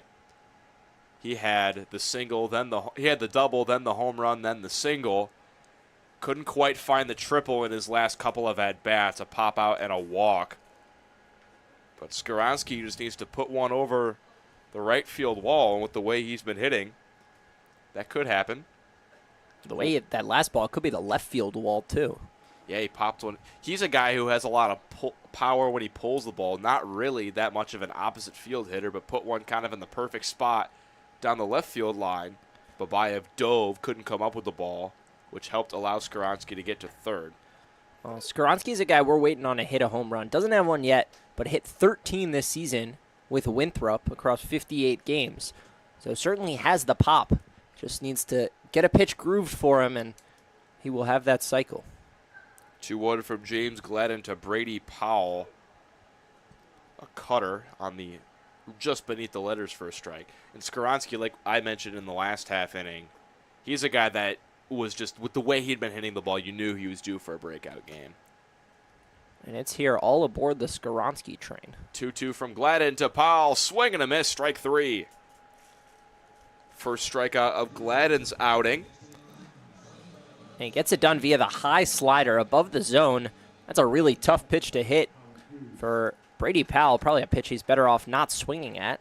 A pitch not in the strike zone, but Gladden has come in and been very sharp. He's thrown just 20 pitches, 14 of them for strikes, and the only runner to reach base was an error by the shortstop and quickly eliminated with a ground ball double play. Slider gets to the backstop. Colin Hughes steps in. Hasn't really gotten the chance to show off his power today. He's been hit twice. He did come around to score the first time. We'll see what he has in store for his first at-bat against James Gladden, 1-0. Fastball taken on the outer half for a strike. Really good pitch. 90 miles an hour, top outside corner. Can't place a pitch much better than that. Gladden set at the belt. 1-1. Misses. 2-1 now. That pitch didn't quite have the grip on it. You see he's going to the rosin bag now. After just losing the handle on the breaking ball, it just popped out of his hand, never had the right trajectory. Gladden. The 2-1. Up and in 3-1. 5 runs on 3 hits, 5 errors for the Gaithersburg Giants. 14 runs on 11 hits, 1 error for the Bethesda Big Train. But no Big Train players have reached on errors. It's all been hit plus error or throwing error to allow an extra base to be taken. So 3-1, a beautiful curveball.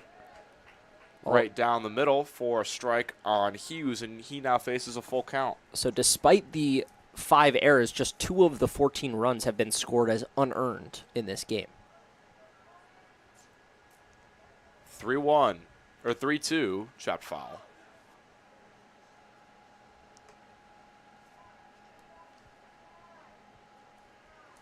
Gladden 1 strike away from back-to-back strikeouts and a 1-2-3 fourth.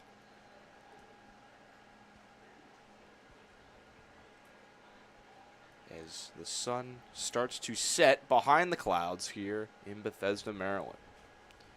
Payoff from Gladden. Popped foul down the third base line.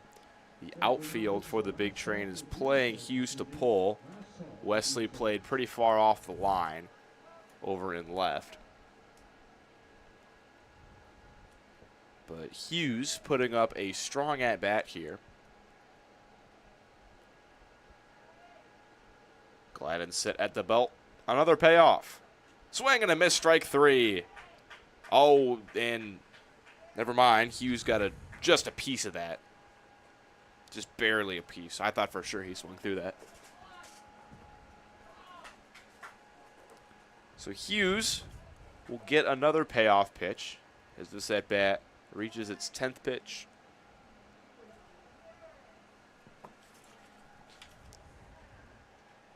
The Maryland Terrapin is set. 3-2 again. Grounded foul again. A really good fight from Hughes.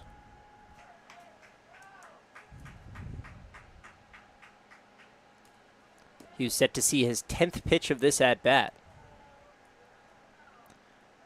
And after Gladden had thrown just 20 through the first 5 batters he's faced, he has thrown half of that, up to 30 pitches after he delivers this next one. This has been a heck of a battle. Gladden trying to make sure he does not lose Hughes. Quick pause. Unclear exactly what's happening, but James Gladden tossing something to one of his coaches, maybe lost some sort of accessory that fell off or something on the mound that needed to be removed. He stopped right before the foul line. I wonder if there's some... Maybe not allowed to leave the field of play. I think as the that pitcher. Maybe. I don't know. Full count again from Gladden to Hughes. And he does lose the 3-hitter for the Giants. A lengthy walk. Hughes wins the battle. 10 pitches, and Hughes has now reached on a free pass 3 times. A couple of hit by pitches and a walk. He's had a productive day without swinging the bat. You'll take an 0 for 0 day if you can get it.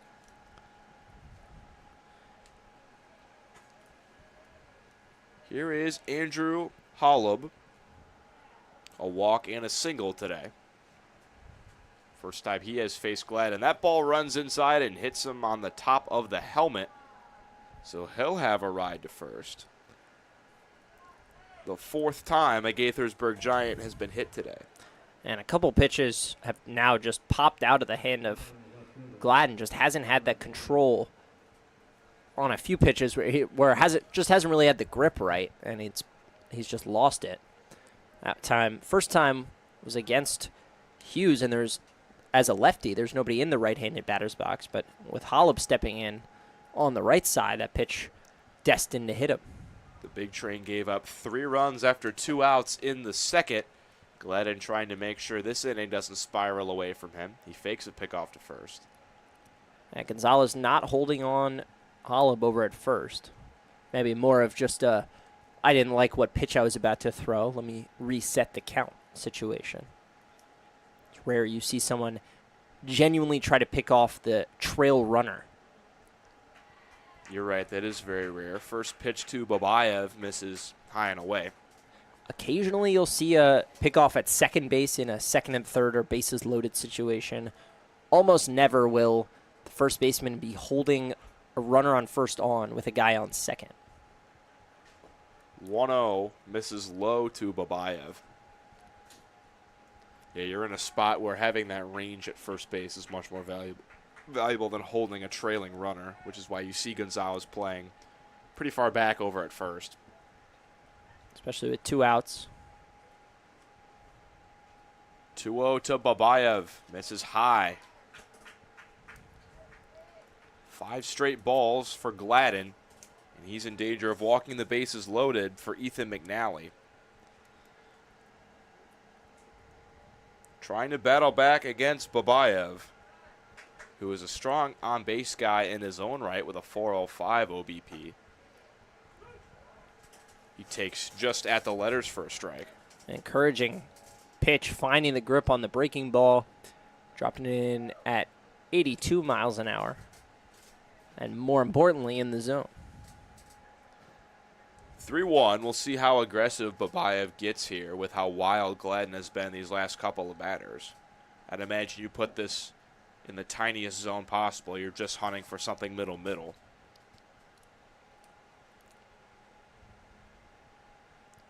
3-1. Another pitch, same spot. Top part of the zone. Called a strike again. So now Hughes and Holub will have a head start off of first and second. Gladden trying to battle back after a 3-0 count to Babayev. 3-2, 2 outs, the payoff. Fouled away. Another long at-bat. So Gladden was moving through the first 5 batters, and then a 10-pitch at-bat, followed up with a hit by pitch, and now about to throw his 7th pitch of this at-bat. Yeah, he's had to really labor since facing the minimum through 5. Well, this will be his 25th pitch of the inning. 3-2. Down and in, and Babayev draws a walk. So after 2 outs to start the inning, a walk, a hit by pitch, and another walk, loads the bases for Ethan McNally. Not ideal for Gladden, but still hasn't allowed a base hit this season. So until that happens, the damage is going to be limited, but obviously with the bases loaded, still in position where he could walk or hit by pitch in a run. He will get a visit from pitching coach Craig Lopez. There is action in the Big Train bullpen. Multiple guys are down there throwing. McNally has only played in 6 games for the Giants, but he's hitting .421 with a .435 on base in those games. So he's had a hot bat when he has played. The Giants chasing 9 runs here, but he can get up to 4 of them back. This is an inning where you really don't want to see it spiral away from Gladden.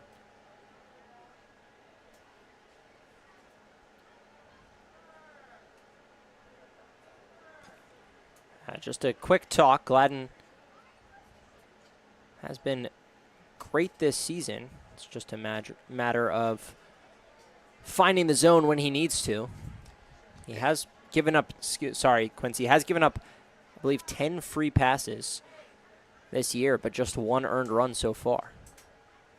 McNally takes a strike up and in. In Gladden's first appearance of the year against Olney on June the 5th, he left 4 runners on base in his 2 innings. 0-1. Another slider catches the zone for strike 2. So two quick strikes to McNally here. Hughes on third, Holub on second, Babayev on first. Gladden 1 strike away from getting out of the inning with no damage. Now time is called by our plate umpire. And he's looking towards the Big Train dugout.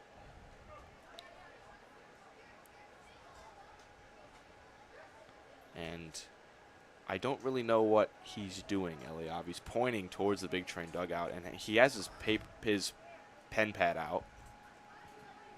Yeah, maybe a warning for heckling. Not sure. Maybe writing down a taunting warning and just letting them know there could be a punishment if they continue to chatter towards Gladden. He was pointing towards the Big Train dugout. Oh, sorry. Then it may be someone chatter over there. Towards, yeah. Warning if they continue to chatter towards the Gaithersburg hitters then. 0-2 from Gladden. McNally chops one high in the air. A barehanded catch made by the Gaithersburg third base coach. But just another 0-2 count to McNally.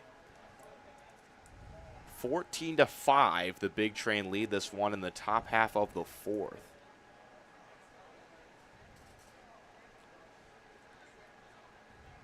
Another 0-2 from Gladden. Grounded slowly towards short. Martinez lets it go past him, and multiple runs will score.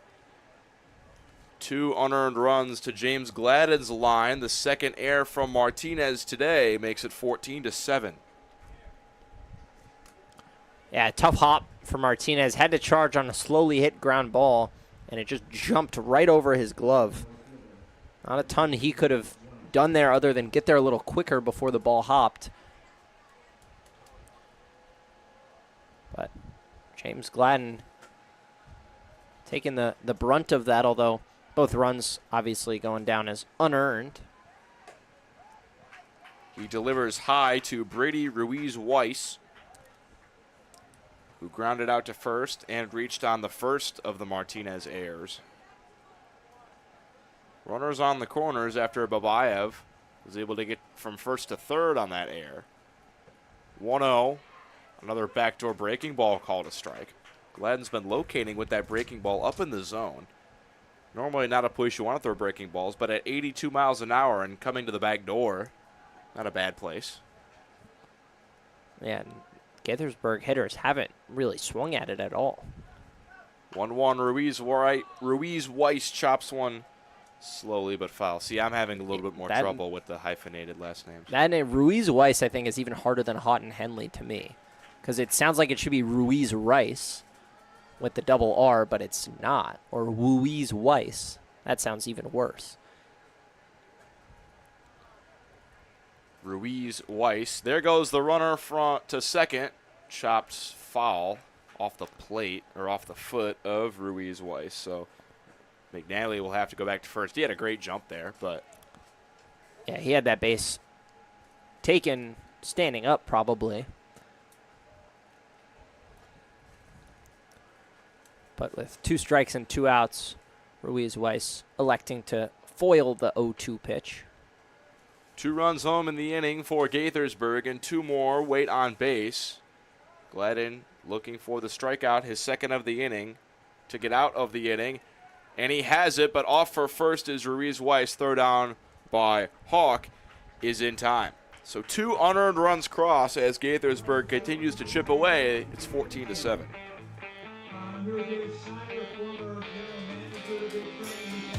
Jackson Corcoran here with Christopher Putnam, one of our VEC fellows here at the Bethesda Big Train. Christopher, how you doing? I'm doing well. How are you? So I understand earlier in the season, before Eliav and I got here, you worked an inning or 2 on the broadcast with Quincy. How'd that go? I mean, it was really fun. It was an awesome opportunity. If any of you guys need to take a sick day or anything, I'll be there. I'm sure Christopher did a better job than all of us. But in general, you work as a VEC fellow. Today, I understand you're on the field. Tell us a little bit about the daily routine of that position. Yeah, I mean, so at the VEC Fellowship, we do a lot of different things. We do on-field stuff, work around the stadium, ticketing. So it's about showing up with an open mind, ready to do what you got to do. I mean, today I'm going to be on the field, so it's running any in-game activities, any sort of fan engagement system. So just whatever Rock Hill has for me to do, I'm ready to do it. And finally, besides getting the opportunity, the honor to work with Quincy Bell for an inning and a half, what's been your favorite thing that you've done with the Big Train so far? Man. I mean, that was pretty fun, but I mean, honestly, just showing up and getting to meet everyone, kind of forming a connection with everyone has been fun. That's probably the best part. Thanks so much, Christopher. You have a great day. Awesome.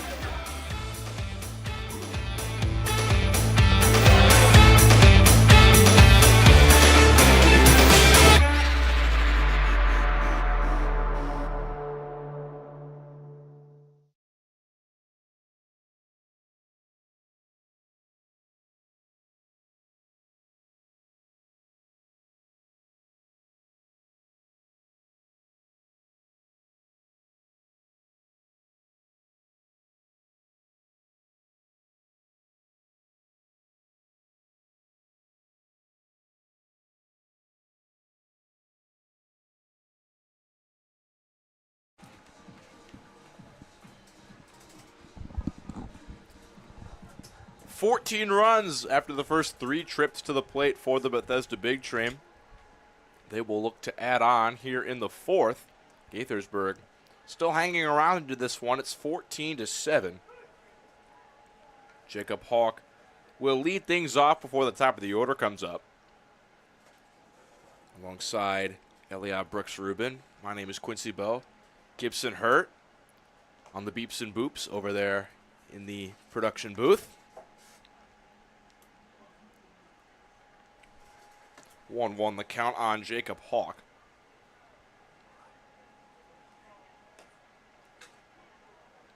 Takes down and away, 2-1 the count.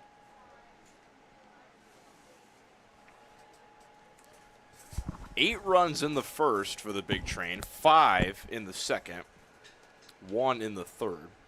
Hawk powers one deep in the air towards the right center field gap. Ruiz Weiss ranging back on it, and this ball will one-hop the wall. Hawk is headed towards second. He will stay there with a leadoff double and the 7th extra base hit of the game for the Big Train. Yeah, that ball took off of Hawk's bat. I thought that was going to be a routine flyout, and then it just kept going and going. Ruiz Weiss did not get a great jump. So 6 extra base hits. Ruiz because Weiss, Skaronski's yeah. double got moved to a single. The most extra base hits they've had is 8 in one game. On pace to shatter that number here. Already 12 hits total through 3+ innings. Brennan Wright slowly to third, fielded by Orr, and he will not have a play. He just bobbled it, he dropped it as it was coming out of his glove. That'll be scored in E5 for sure. The first time a Big Train player has reached on an error, scored the 6th error of the game. I, as usual, have some issues You always have beef with our scores. I think there have been at most 3. I think there was a throwing error called when Matt Wesley came to score on a Brett Ott ground out to first base, where the run was already across the plate and nobody advanced extra bases. That just shouldn't be an error. And then there were 2 scored on the same play, in which there was really only 1 error in my book. Gaithersburg, for what it's worth, are in the middle of the pack of the Cal Ripken League in terms of errors. They're 5th in errors with 22 made, but almost over a fourth of that today with 6 errors. Ott on the ground slowly towards second. Powell will shovel to second, and off the bag was Maxey. No out. Everybody is safe, and that could be error number 7. Yeah, that actually should be error number 7. For as much as I disagree with the volume of errors in this game, that ball for sure should have been an out in some way. And yeah, it'll be scored in E4. 7 errors in the game, 2 runners reaching on error in this inning. The bases are loaded with nobody out for John Martinez, who's made 2 errors himself today at shortstop. Has been swinging a solid bat, though. 2 singles and a sac fly. A 1,000 average Sack fly doesn't count against your average. 1-0. He takes inside for a ball. Cody Sherman still on the mound for Gaithersburg. He took over to start the second inning. Kicks and fires to Martinez, who takes down and in. 3-0 the count. And the most runs the Big Train have scored in a game this year was 21 back on the 9th against the DC Grays. They came close to that mark yesterday, fell one short with 20 runs, but already 14 as we work into the 4th. Martinez takes a strike right down Broadway. And the bases loaded in 2 outs. I mean, excuse me, bases loaded and no outs, so prime opportunity to continue to tack on. Big Train scored in 8 of 9 frames yesterday. 3-1 grounded to third. Coming home to get the lead runner is Orr. Score at 5-2 on the putout. So no more runs across in Martinez's at-bat. And good play by Danny Orr, making up for his error to lead off this inning, or I guess the second batter of this inning. Now Emilio, who has a 2 RBI double and is just 1 for 3 today, will get a chance to bat. He had the hot bat yesterday, and now he drives one deep in the air out towards center field. Going back is Houghton Henley. He looks up, and this ball's off the base of the wall. Scoring is right. Scoring is Ott. Headed up to third, and the ball's going to meet him there. Out is Martinez, but Gonzalez, 2 more RBIs on a double to center field at 16-7, Big Train. And well, Houghton Henley lost that ball in the lights. He looked like he had a beat on it, and then just threw his arms up. He was like, I don't know where this is going. It landed about 10 feet to his right, but because he lost it, and it looked like he was going to make the catch, Martinez was only a few steps off of first, and Gonzalez basically rounded first and then held there and had to wait and wait until he saw Martinez heading for third before he headed to second, and Martinez, because of his late jump, was thrown out on a beautiful throw by Houghton Henley. So here's Peyton Steele walking up to Sweet Home, Alabama by Leonard Skinner. That is where he is from and goes to college. Member of the Crimson Tide baseball team. Yeah, one of the lineups chosen for him by his host family. I was about to say. A good choice, I would say. Yeah, I would agree. He has a runner in scoring position with 2 out. Takes down and in, the ball gets away for a moment, but not far enough for Gonzalez to advance. For the record, because Martinez was thrown out at third, that ball was just scored a single for Gonzalez. So instead of 2 doubles, he's got a single and a double. Still 4 RBIs on the game. Wait, explain how that's a single? So because Gonzalez was held up at first and didn't advance to second until the throw was going to third, and because Martinez was thrown out at third, Gonzalez only credited, at least according to our scorer, with a single. He'll still pick up 2 RBIs. It makes sense. I'm tracking your logic. Yeah. Here. Steele takes low, 2-2 the count on him. I think there's an argument to be made that you could score that a double. Because it's not that ball hit off the wall. Yeah. And Gonzalez is at second. And he got second base. But it is true that he didn't really head for second until he saw Martinez heading for third as a result of Martinez's poor read on the ball. So an argument to be made both ways. I do have my differences with our score here at Big Train. This isn't one of them. I think this is a pretty good, even judgment call, and I don't mind this being scored a single. 2-2 on Steele. Sherman steps off. 7 runs on 3 hits, 7 errors for Gaithersburg. 16 runs, 13 hits, 2 errors for Bethesda. 2-2 to Steele. He swings and misses for strike 3. The inning is over, but not before 2 more runs cross. The Big Train lead at 16-7 as we work into the 5th.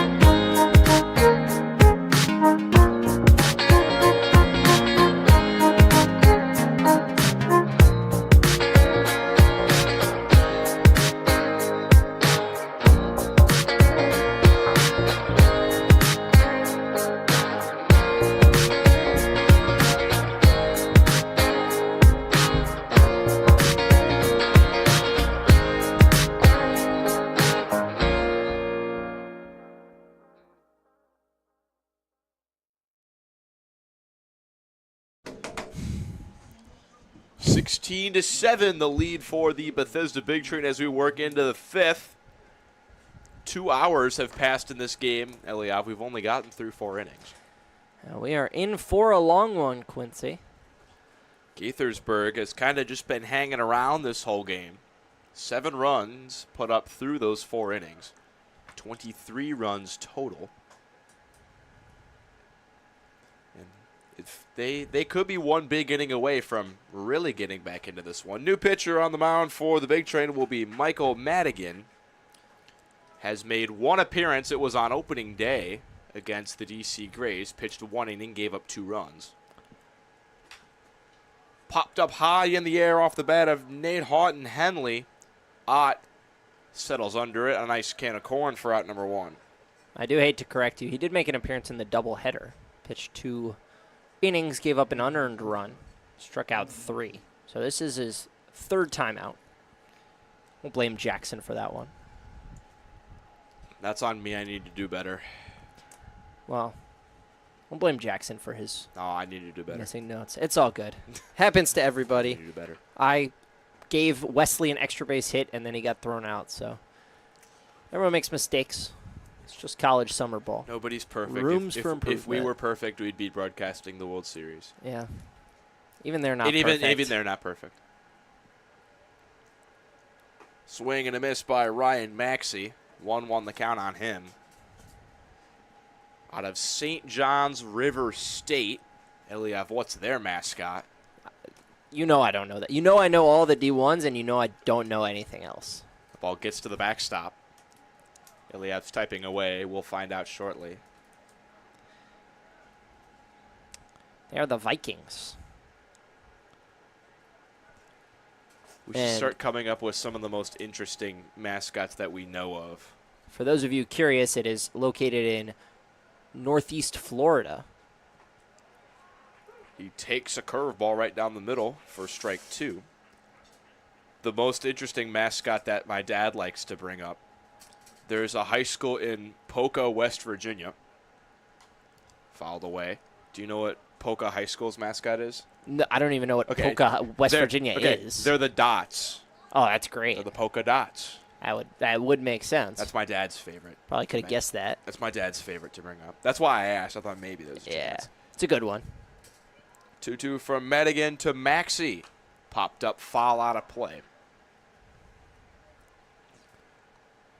Through 8 half innings of play, there have been runs scored in 7 of them and multiple runs scored in 6 of them. Yeah, the 3rd inning was our most normal inning. Just 0 posted by Gaithersburg. Called strike 3 on Maxey, and he does not like the call. He thought that pitch was up. But Right. Madigan gets the strikeout. He might have an argument. That pitch just out of the zone via our track man. Still a good pitch, especially in that situation. And good job by Hawk to frame it up for a strike. 3rd inning, just 0 posted by Gaithersburg. Their only donut of the frame and 1 for the Big Train. Their only time scoring less than 2. Danny Orr now to the plate, 1 for 3 with a single today. Gaithersburg only with 3 hits. A single from Orr, a single from Hollub, and a single from Powell. But a bevy of walks. 9 walks and hit by pitches in this game for the Big Train. To go along with 2 errors has given Gaithersburg the 7 runs that they do have. It has not been a clean game by any stretch of the imagination. Orr lines 1 to 3rd and threw into left field for his 2nd hit of the game. 4th for Gaithersburg as a team. Now Brady Powell will step in.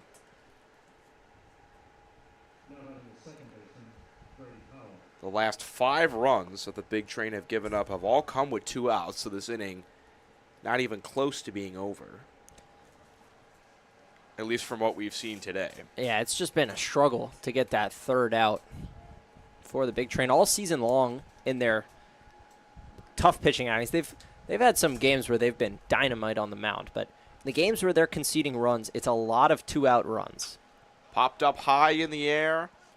3 fielders going back on it. Right twisting around. This ball drops between everybody. Between Wright, Steele, and Ott. Nobody able to make a play there. Third error of the game for the Big Train. I don't really know who you give that error to. Well, could give it to any three of them. I would argue that that's a base hit.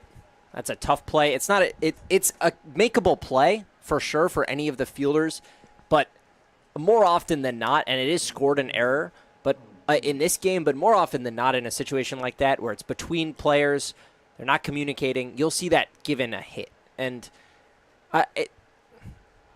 that's an error. That ball scored an E4, and I don't agree with that. Like, that's a tough play. If anything, I think that's an E8. That should be Brett Ott's ball. He's coming in on it. Instead, Brennan Wright, going back, twisting around, and then backing out of the way because an outfielder calls him off, is charged with an error, and I just don't agree with that ruling. Doesn't matter that much, but it is going to be looked at. And Brennan Wright, who has 4 errors on the season, picks up one that really isn't his fault to move to 5, which is tied for the team lead. A 1 to Colin Hughes is right down Broadway for strike 2. Like, the general rule on errors is either a fielder makes contact with it on a very routine play and can't make it, or it goes right under their glove. That ball is not a hard hit ball, but I wouldn't call it necessarily routine since it's dropping between 3 guys who all have to go a very long way to make that play. Powell up to second with a stolen base. You could argue the defense is pretty indifferent about that one, but 2 in scoring position with 2 out for Colin Hughes. Madigan going lefty on lefty, looking for a clean frame. Kick and the fire. That ball bounces. A good block by Hawk. Keeps that one in front of him and keeps Orr at third. 2-2. Hughes has an 0 for 0 day so far. 2 hit by pitches and a walk. He has scored 2 runs. 2-2 from Madigan. Up and in. The count now runs full on Hughes. The reigning Cal Ripken hitter of the week for week 2.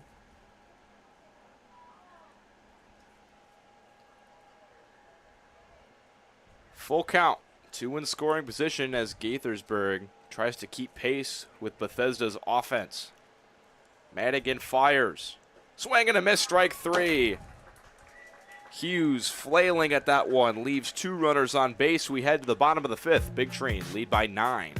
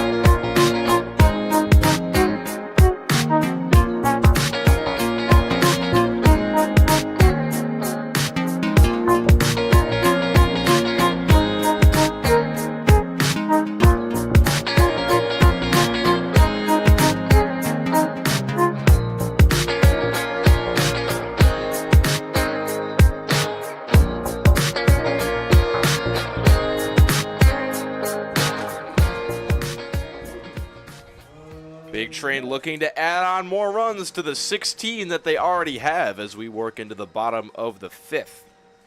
Logan Panett, Josh Skoronsky, and Matthew Wesley due up in this inning. Panett hit by 2 pitches, still looking for his first hit, but has frequented the base paths, scored twice already.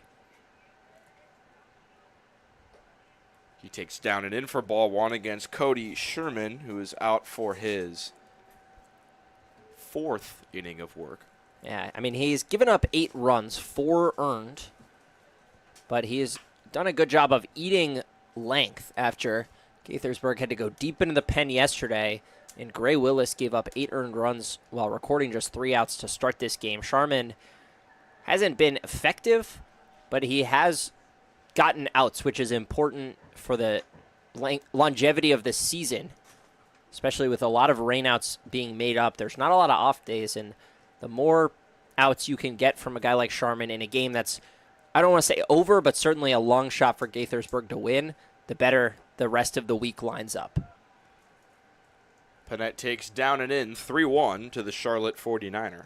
And to his credit, Sharman has allowed 8 runs, but he's only thrown 57 pitches, so still some bullets left in that chamber. And I'm sure he'll be out there until he can't throw another pitch. Panett takes inside for ball 4, a leadoff walk. The leadoff man has reached for Bethesda in every inning except the 3rd. And now, for the first time, we will put us on cycle watch. Josh Skoronsky, a home run away from the cycle, has the single, the double, and the triple in order through his first 3 at-bats. To our knowledge, nobody in Big Train history has ever hit for the cycle. If they have, it's been lost to time. Not in our record books. Well, the Big Train have been playing since 1999. They've won 11 Cal Ripken titles. Pick off at first. Panett is back. Emilio Gonzalez was a triple short yesterday. Skoronsky needs an extra base, but probably the easier of the 2 to get between the triple and the home run. Triple last time up on a fly ball to left field. 1-0. Skoronsky grounds 1. Stabbed by the first baseman Holub on a slide. He'll go to first for the out. So Skoronsky, no cycle, but we're only in the 5th. He should have at least 1, maybe 2 more at-bats at it. Yeah, with Big Train at home today, as opposed to yesterday, Gonzalez on the road got an at-bat in the 9th. Big Train will only hit in 8 innings unless Gaithersburg can come back and tie or take the lead. But Skoronsky should get at least 1 more trip, and depending how this offense continues to play, could be more. Grounded over to short, backhanded by Maxey. Throw across the diamond in time to get Wesley. Panett is up to 3rd.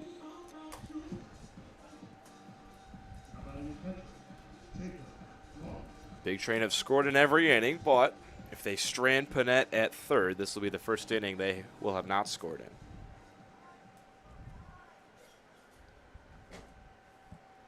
Jacob Hawk steps in, a walk, a double, and a strikeout today. He takes just beneath the knees for a ball.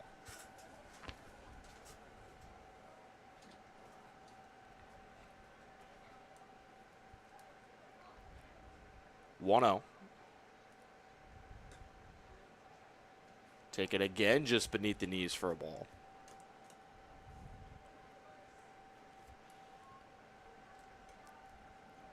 The lineup will flip back to the top for Brennan Wright if Hawk is able to get on. 2-0. Foul towards the party pavilion.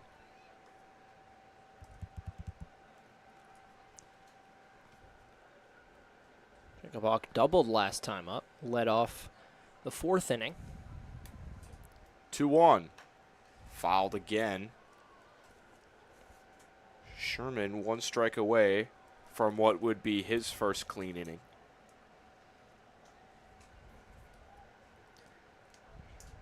This game's dragged out a little bit. Already played 2 hours and 15 minutes, moving slower than an iguana on a hot summer's day.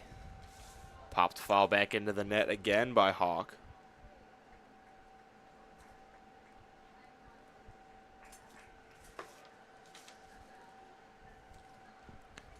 2-2s, 2 out. Panett at third would be the Big Train's 17th run if he's able to cross. Sherman, the lefty, set. 2-2 to Jacob Hawk. Grounded slowly over to third, fielded by Orr. Throw across is in time. The first inning, the Big Train failed to score a run as we head to the sixth, 16-7. Today's Big Train of the Bigs features Seattle Mariners hurler Logan Gilbert. He's having an outstanding year this year that's been truncated by injury, but in the 8 starts he has made, he struck out nearly 40% of the big league batters he's faced. In 2016, with the Bethesda Big Train, Gilbert pitched to a 1.71 ERA in his 6 games over 26 innings. He returned to the Stetson Hatters, where he diced for a couple more years and was picked up by the Mariners in the draft. In the big leagues, he's been under a 4 ERA in the last 3 completed seasons, including a breakout year last year where he tallied 4.1 wins above replacement. The lanky fireballer will make his 3rd start since returning from the injured list on Friday against the Texas Rangers, trying to help his Mariners cement a playoff spot in the AL West.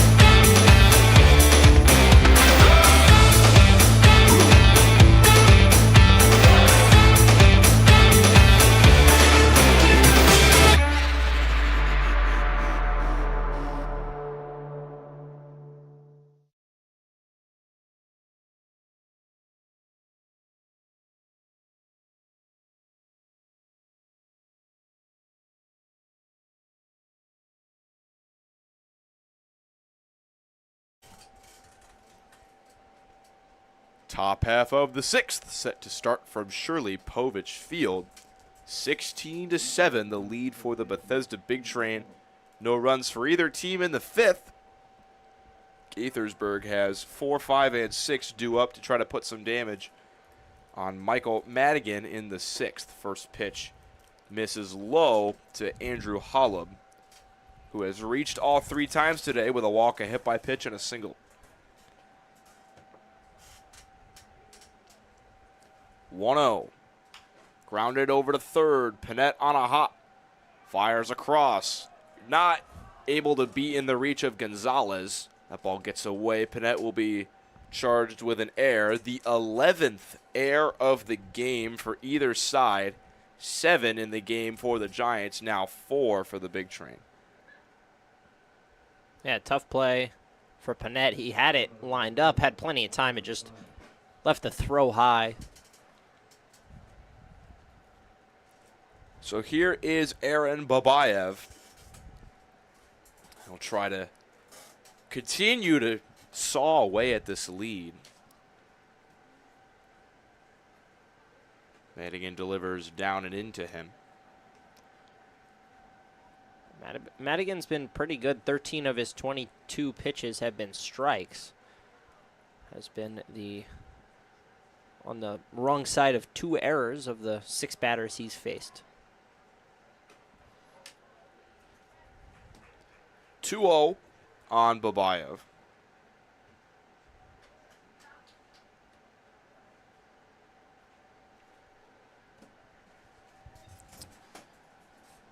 The Big Train, the best offensive team in the Cal Ripken League, and that was before they scored 20 runs last night and 16 runs today.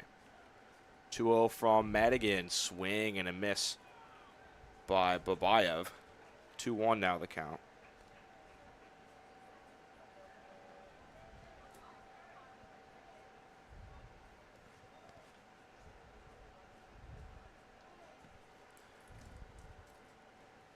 Over at first with a lead is Holub. 2-1 from Madigan to Babayev. Fouled back along the third base line. Count now 2-2. Babayev out of San Mateo University. Attended Stony Brook High School in Glen Head, New York.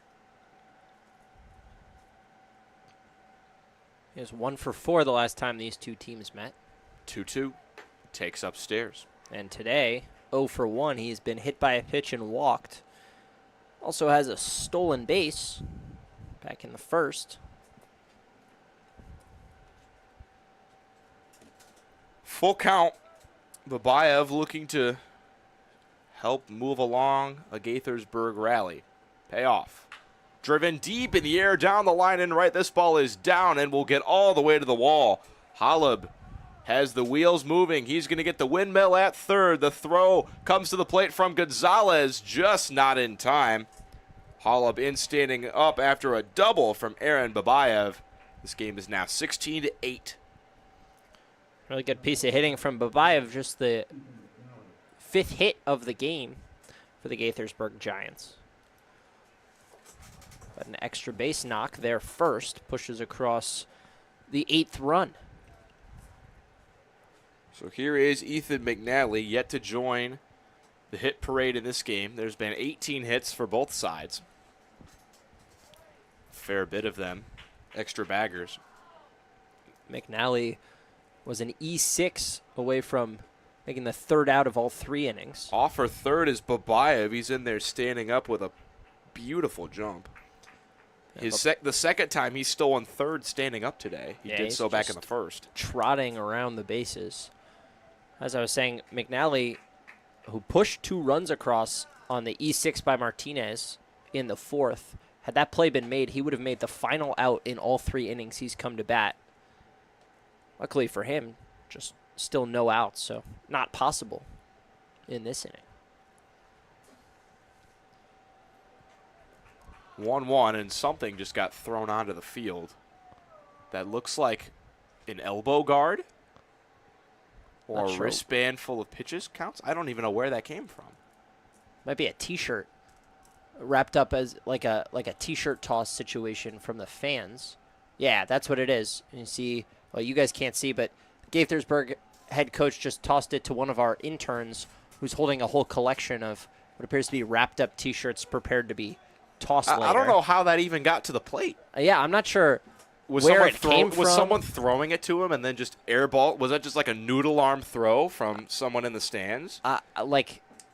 They must have. I don't even know how that's possible. They had to have launched that one over the netting that surrounds home plate. I mean, I certainly wouldn't refer to it as a noodle arm. They would have had to get that high and wide. Yeah, I don't know. I don't know about that one, but nonetheless, 1-2 the count on Ethan McNally. Good thing it wasn't like a hard bottle of something. It was just a T-shirt. 1-2. Lined in the air towards right center field. Coming in on it is Steele. He can't get it. It lands just in front of him. Coming to the plate with a leg break is Babayev. He'll score with the throw being offline. This game is now 16-9. Runs, and more runs. Ethan McNally picks up his first hit after coming into the game 8 for 19. And he grabs his 4th RBI of the season. Gaithersburg saw 30 runs scored in their game yesterday against Alexandria, a game they lost 20-10. The Big Train with 27 runs scored in their game yesterday, 20 for them, 7 for Metro Soco. Here's a bunt off the bat of Brady Ruiz-Weiss, an easy play for Madigan as he flips to first.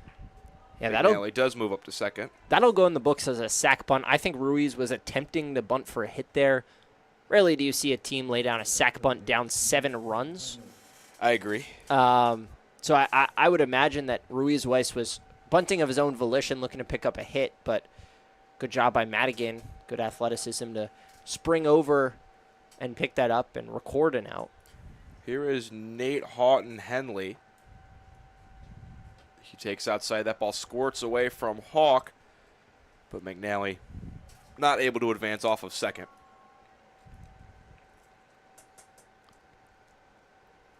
9 runs on 6 hits, 7 errors for Gaithersburg. 16 runs on 13 hits, 4 errors for Bethesda. Runner in scoring position with 1 out for Gaithersburg. Half swing, but a full swing. In the eyes of our plate umpire, Houghton Henley, even in the count at 1-1. A really good pitch from Madigan. Just buried the off-speed pitch right at the back hip of Houghton Henley, who was caught with his barrel too far into the zone. 1-1. Houghton Henley takes at the knees for strike 2. 2 runs already home in the inning for Gaithersburg. 1-2 the count. Michael Madigan trying not to lose the 8-hitter, Houghton Henley. Kicks and fires.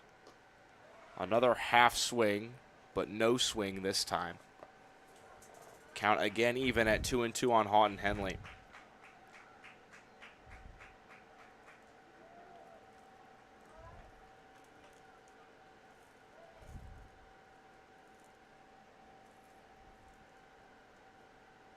Madigan set. 2-2. Chopped over to third. Panette backpedals, fields it on a hop. Throw across to Gonzalez just in time to nail Houghton Henley. Moving up to third is McNally with 2 away. A nice play from Panette. That was a much tougher throw than the first one he had to make in this inning, but missed the first one high that time, keeping it just low enough for Gonzalez, the tall first baseman, to get a glove on it. Here is Ryan Maxey. A walk, a flyout, and a strikeout in his 3 plate appearances. That ball gets to the backstop, hesitating off of third was McNally, but a wise decision to hold up. That ball kicked right back to Jacob Hawk. Yeah, good decision for sure. That ball, the backstop here at Shirley Povich Field has a lot of hard kicks off of it, especially when the pitches are coming in 86 to 95, as we've seen the range on fastballs. That ball, McNally would have been out by 35 feet had he broken for home. Maxey takes inside. He's ahead in the count 2-0.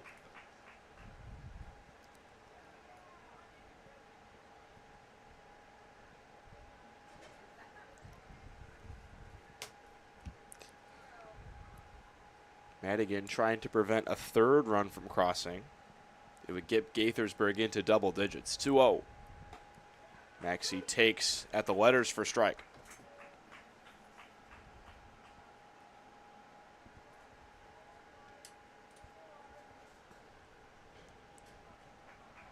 Two one on Ryan Maxey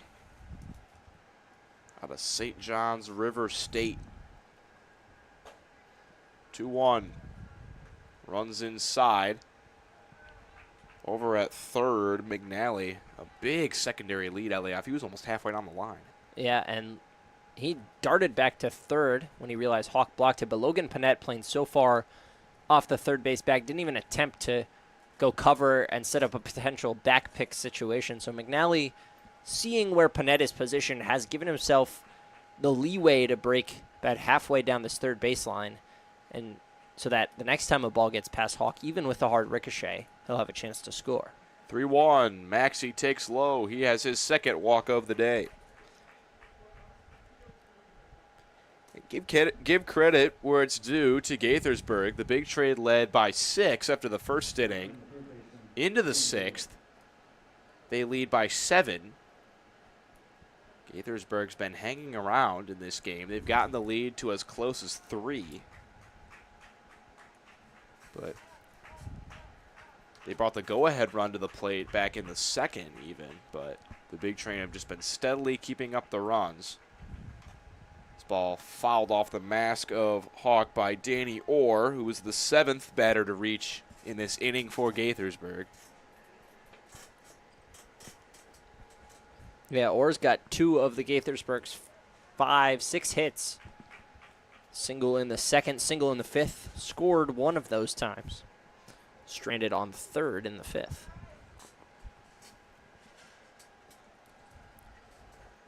0-1, Madigan peering down, looking a little bit like Craig Kimbrough with the arm hanging, although from the left-handed side. Yeah, similar to Tanner Kaler's motion. Runs a fastball inside on Orr, gets a swing and a miss for strike 2. That ball was way inside. That almost would have hit Orr had he not swung at it. Wouldn't have made contact, but would have gotten very close. Maybe if he turns in a little bit, Yeah. gets a hit by pitch there. Could be. 0-2, Madigan taps the foot 3 times. Now comes to the plate. Taken upstairs, moving into second is Maxey. I don't think I've seen a defense so indifferent. Imagine that gets recorded as a stolen base, though. In the 6th inning, I think, while they're trailing, maybe. Yeah. 1-2. Orr swings and misses too early on the changeup, so Madigan out of the inning without any more damage. The Big Train will look to add on more runs in the 6th. They lead it 16-9.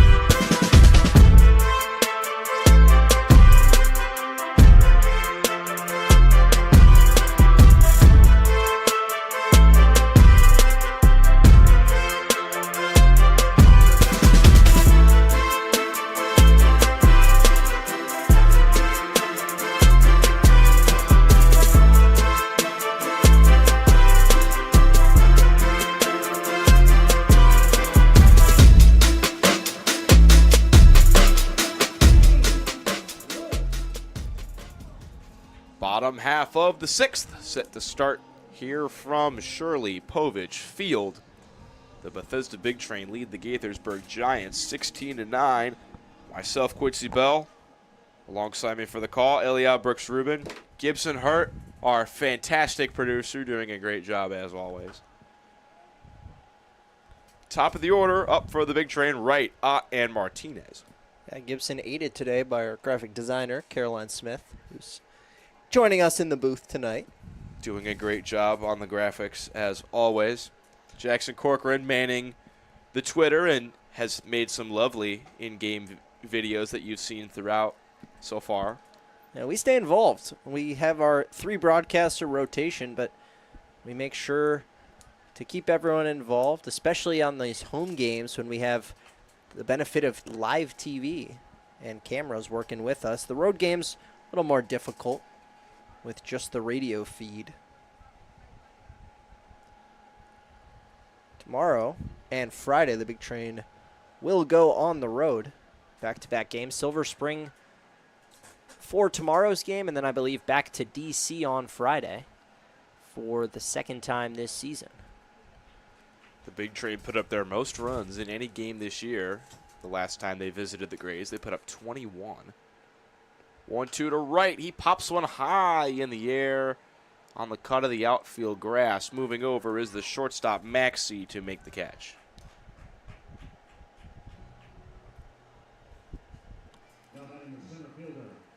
After those 2 road games, the Big Train will return home for 4 games in a 48-hour span. First, a doubleheader on Saturday, where Bethesda will host Alexandria, and then Sunday, most of a doubleheader. Big Train will resume their suspended game in the 3rd inning against Southern Maryland and then play the second half of that one at 7 p.m. All of the non-started games this weekend will be 7 innings long. So 14 innings scheduled for Saturday, about 14 innings scheduled for Sunday. That's going to be tough to manage the pitchers for that many innings in that little of time. Big Train do have 20 pitchers rostered, so Imagine we see almost all of them between now and the end of the weekend. popped up in the air or towards left off the bat of Brett Ott, and stumbling out there was Babayev, but he's able to recover and make the catch for the second out. Yeah, he almost slipped and fell completely, in which case Ott would have had multiple bases. Instead, 2 quick outs for Sharman, who's still out there for his 5th inning of work. So here is John Martinez. Takes the first pitch high for a ball. 2 singles, a sac fly, and a fielder's choice today.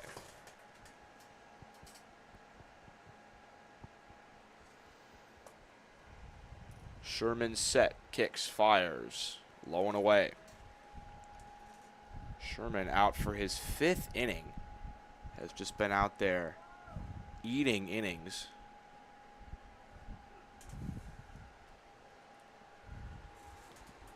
(2-0). Martinez pops one foul.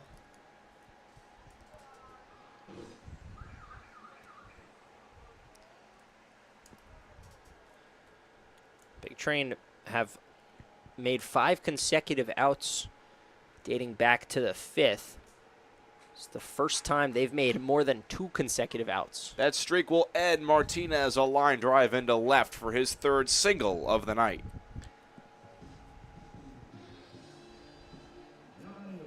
A 3-hit day for Martinez. Has his back-to-back multi-hit games.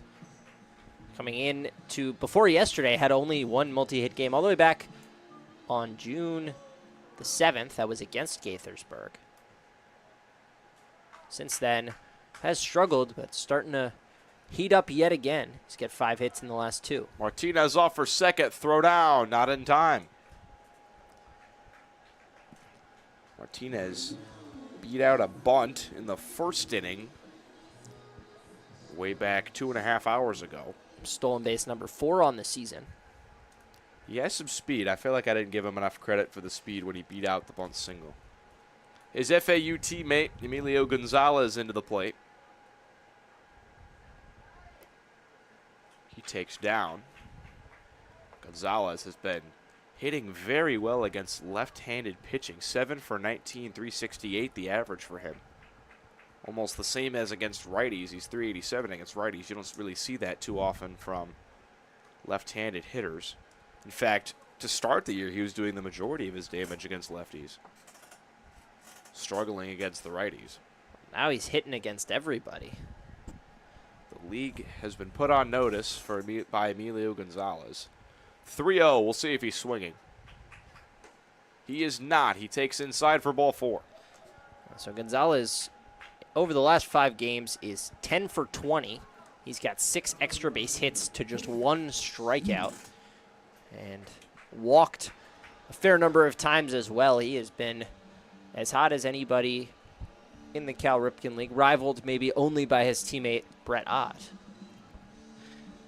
Cody Sherman getting a meeting on the mound. There's been action in the Gaithersburg pen for a while now. We'll see if his day is done. I think it might be. He's at 82 pitches. It's possible they said, all right, you're done at 80. There are a couple guys roaming around out there, although they haven't signaled out there yet, so maybe Sherman chance to get this final out of the 6th inning. This could be Hard an to keep elongated meeting to try to get the guy in the pen some more throws. The plate umpire has made his way to the mound. I guess he'll stay out there. This is a little bit reminiscent of Kendall Cassidy, who pitched against the Big Train for the Metro SoCo Braves all the way back on June 8th. That was a game where the Big Train went up big early, and Cassidy came in and just threw 6 innings, did allow 6 runs, but ate a lot of length for the Braves in a game they eventually would go on to lose to the Big Train 14-4. It's a little bit reminiscent. Peyton Steele high in the air, deep down the line and left. This ball's carrying, and it lands just behind the glove of Babayev. 2 FAU Owls come around to score, Martinez and Gonzalez. Steele, his second double of the game. It's 18-9.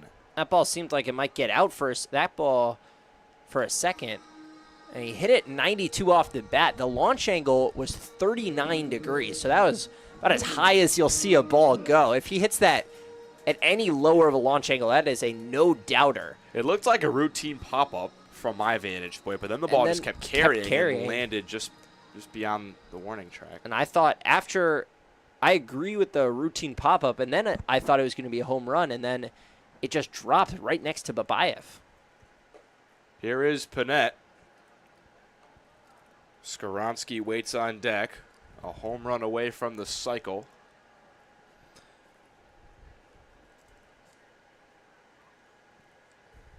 Panett chops one foul down the third baseline.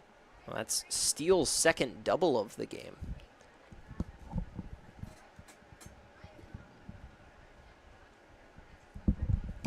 Yeah, his first double, he powered one deep into the right center field gap, some oppo pop. And overall, that's, I believe now, 7 extra base hits, so one shy of the season record, and that's with a couple of what could have been scored doubles being ruled singles and errors. So it's, in a different world, the Big Train have 9 extra base hits. Right now, still chasing that tie for their season high. 2-1. Panett takes down and in. 3-1 the count to the Charlotte 49er third baseman. Panett 0 for 1 today with 2 hit by pitches and a walk.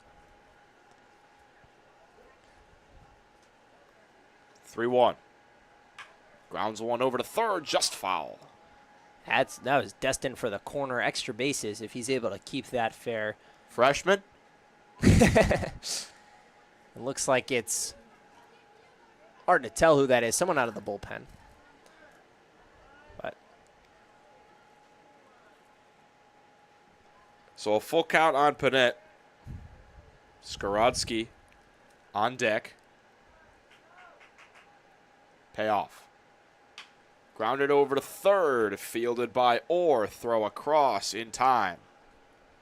2-run score on a Peyton Steele double. Big Train doubling up the Giants.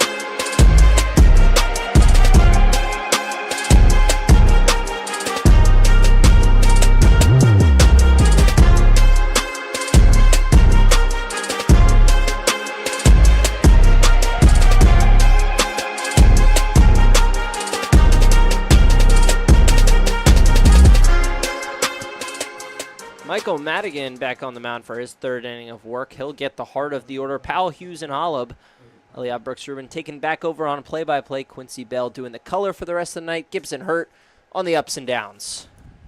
Big Train lead 18-9. We're into the late innings and into the late night. It's 9:45 here at Shirley Povich Field. Madigan, the first Big Train pitcher to work over 2 innings tonight. Brady Powell's 1 for 3. He's got a single and a walk. He scored twice. He's reached on an error, and he struck out. Madigan behind in the count 2-0.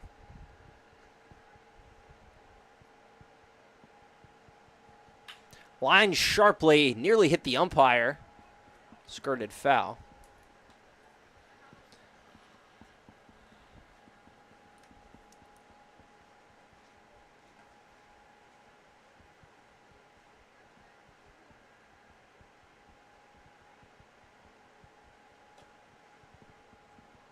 High on the curveball. Madigan behind in the count 3-1. To Brady Powell, the second baseman, who works a walk on 5 pitches. He's aboard for the 3rd time. And the goal for the Big Train should be putting up a 0 here, and then 3 runs would end this game via the mercy rule. Big Train led 14-5 after 3. It's been mirror images since. 2 runs for both teams in the 4th and the 6th, and zeros plastered by both pitchers in the 5th.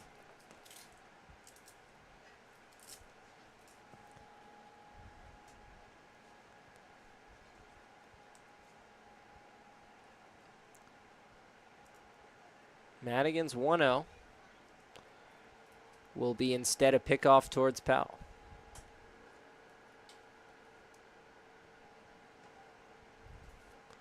Colin Hughes at the plate. He has reached 3 times. Hasn't put a ball in play. 2 hit by pitches, a walk, and a strikeout. Fouled away, strike 1. Hughes drove in a run with his hit by pitch back in the 2nd inning. Scored on the hit by pitch in the 1st and the walk in the 4th. Stranded runners on 2nd and 3rd to end the 5th inning with his strikeout. So an eventful day at the plate. He's been involved in a lot of the action for the Giants, although you guess you could say that about most players. Powell takes off. Hughes is swinging. And Powell will have to return to whence he came.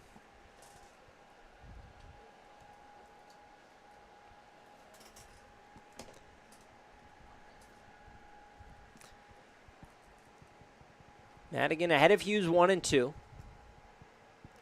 He was the Week 2 Cal Ripken hitter of the week. Going to continue his hot start to the season. Take ball 2 bouncing in front of Hawk. I wonder if we'll see any subs for the Big Train in this game.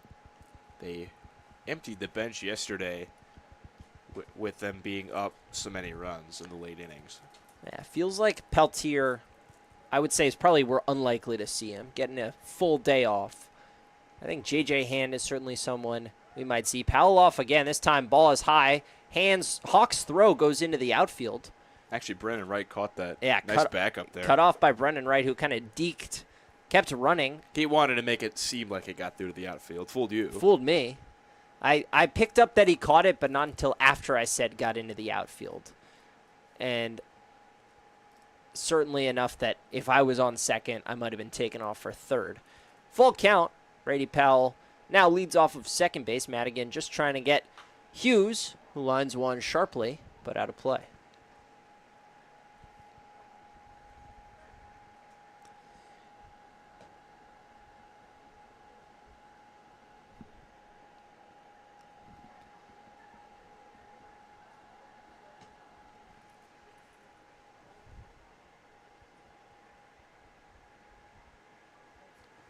Eighth pitch of the at-bat upcoming. Madigan trying to win the battle. And he will lose Hughes with ball 4. So back-to-back walks to start off this 7th inning. Madigan's pitch count up to 59. See how long his leash is. Andrew Hollop to the plate. He's got a 2 RBI single, a walk, a hit by pitch, and a reached on error. missing just the catcher's interference for the on-base cycle deluxe. Powell takes off for third. Delayed steal by Hughes at second. Powell dives in safely. So double steal for the Gaithersburg Giants, who now put runners at second and third. And still nobody out in the seventh.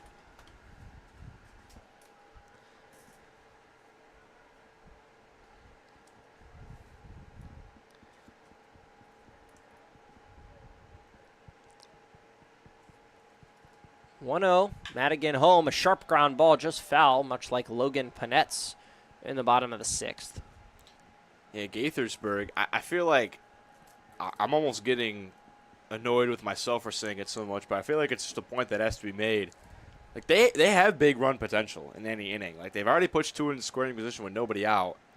They could put up a 6-run frame and make this an interesting game. Yeah, they've scored multiple runs in 4 of the 6 innings in this game. They just have been outclassed by a Big Train offense that scored 13 in the first 2 innings.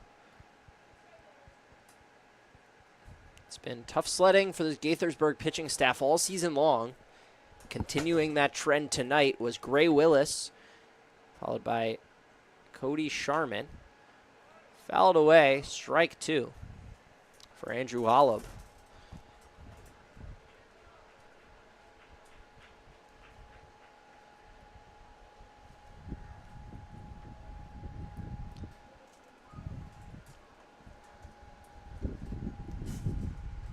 Two pitch. Ground ball to third. Panette waits back on it. Long throw over to first. Picked out by Gonzalez in time. Hollow pushes across a run, but a nice defensive play on both sides from Panette and Gonzalez for the first out of the inning. Yeah, good pick at first and a good throw for being that far back by Panette. Hollow not one of the faster runners down the line, being a first baseman, but still a nice play by Panette. Yeah, many of the other runners on this team might beat that out, but good job by Panette. He's left a couple throws high. This time elects to skip one on one hop. Made it a long hop, which makes it a lot easier for Gonzalez to handle. That ball bounced up back near his waist. Madigan's first pitch goes behind Babayev and to the backstop. Getting a late break was Hughes, but still into third without a throw. So an 11th run now 90 feet away. The Giants have been in double digits in back-to-back games. Unfortunately, they've allowed 38 in the last 15 innings. Or 14 innings since Alexandria did not bat in the 9th last night. 1-0 from Madigan. Wave from Babayev didn't make contact.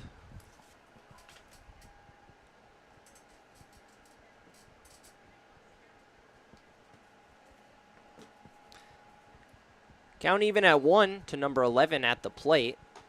He sees strike 2, dip on the inside part.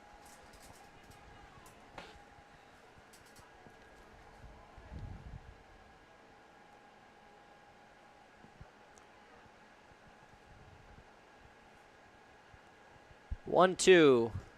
Madigan dots the outside corner, strike 3. Aaron Babayev set down looking. Madigan's third strikeout. 2 away in the 7th. Yeah, Madigan now working into his 3rd inning. Has only given up 1 earned run.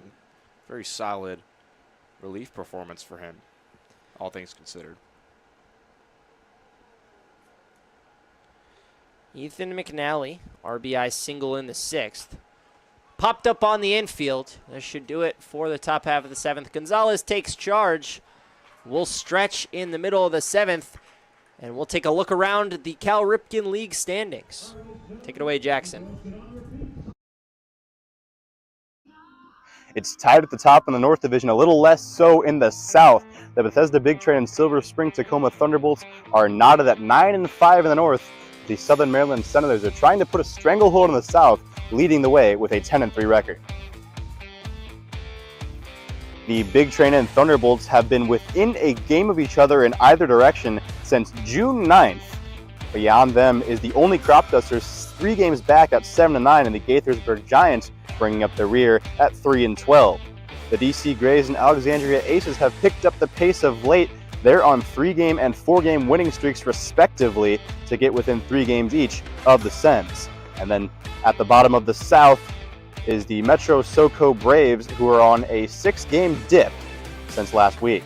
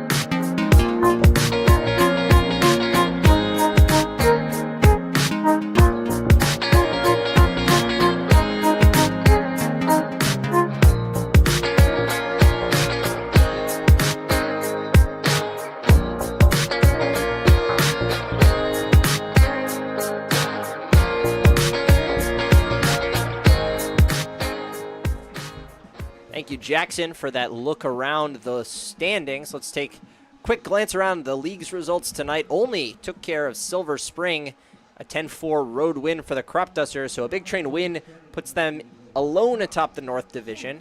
And they play Silver Spring tomorrow, which will be a big huge game. Pivotal game. You'd like to go into that game with a chance to, at worst, be tied at the division lead. DC and Southern Maryland are deadlocked at 8. The Senators putting up 3 in the bottom of the 8th.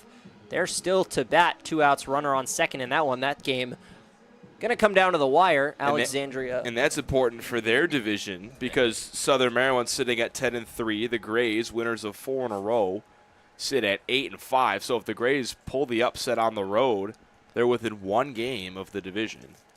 And will have that win under their belt. Alexandria up 3-0 on SoCo.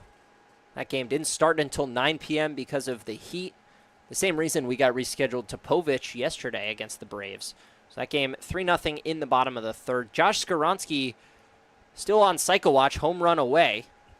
But down 1-2 to Shane Murphy, the new pitcher in for the Gaithersburg Giants. Cody Sharman's day is done. 5 innings, 10 hits, 10 runs, 6 of them earned. Just 2 walks, a couple of hit batsmen as well, and 2 strikeouts. He was, I would not say he was super effective, but he gave Gaithersburg length, which they will need in the coming days. Shane Murphy has been pretty effective this season. 3 games, does have a loss to his record, but just a 3.85 ERA and an 0.77 batting average against. 2-2 to Skaronski in there for strike 3. Josh Skaronski goes down looking. That may be his last opportunity for the cycle. We will, of course, get the chance to see him in the 8th, depending on how the big train bats do. Maybe again here in the 7th. Certainly they've batted around twice already, so not over, but chances set back. Matthew Wesley to the plate. Wesley tonight, an RBI single, where he was thrown out at second to end the 3rd inning. Quickly behind 0-2. Also a walk and a run and an RBI ground out. So all over the box score today.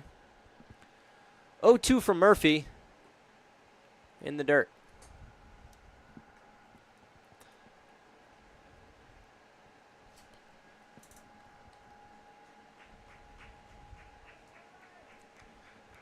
1-2 pitch.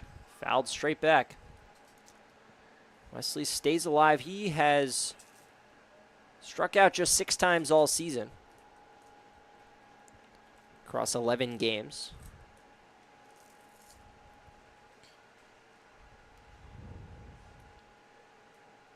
Murphy's 1-2. Fouled away again. Wesley's staying alive. We've had a lot of pretty great performances in this game, especially from the big train hitters. I wonder who Jackson's going to interview after this game, Eliav. Yeah, a lot of options. Skaronski, certainly a leading candidate. Brennan Wright, a leading candidate. Emilio Gonzalez has 4 RBIs. He's been on base 3 times. Peyton Steele has a pair of doubles. A lot of options. Say those 4 are probably who you're selecting between at the moment. I think it's got to be Skaronski. I would really, agree. really broke out this game. I was happy to see him put up some big numbers. 1-2 again. This time over the back of Wesley. Just never got the grip on that pitch. Skaronski a triple, a double, and a single. A single advanced. He advanced to second on it. It was scored a single with an error.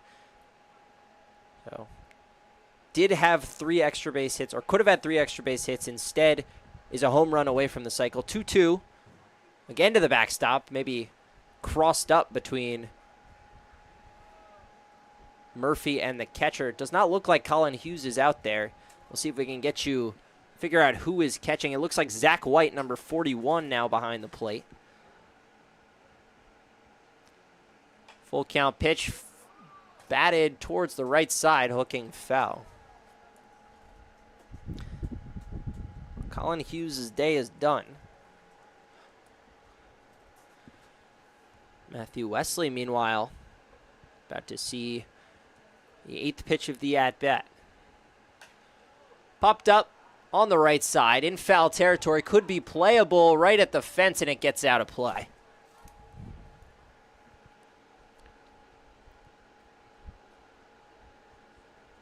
Pitch number 10 incoming in this at-bat. We've had a couple of 10-pitch at-bats.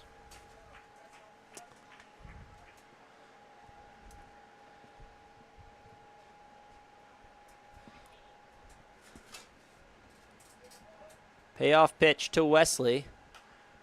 Fouled away again. This is 5th foul ball with 2 strikes in this at-bat. Nice battle from the Virginia Tech Hokie, Matthew Wesley. Payoff again. And fouled away again. Oh, almost a nice catch by a fan over there. Yeah, it's keeping it. A young fan almost made a nice catch with the glove. He was tracking that one from behind the stands and just hit off his glove. Like a good job to read that, though. Yeah, that's Coming a tough. from behind the wall. That's a college-level pop-up. 3-2 pitch. Swing and a miss. Wesley goes down on the 12th pitch of the at-bat. Just his 7th strikeout of the season. Back-to-back Ks for Shane Murphy to begin his outing. Jacob Hawk will hit for himself, so no J.J. Hand yet, if at all, tonight. Hawk tonight's got a double and a walk. He scored once and was put out at the plate on a force out. Also struck out and grounded out to third. Big Train wrapping up their 5th time through the order. Hawk waves and misses at strike 1.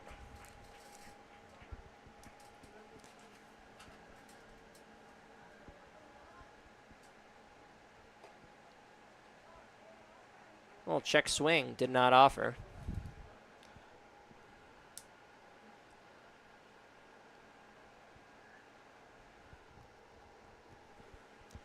Two and one pitch. Delivered on the outside corner, strike 2.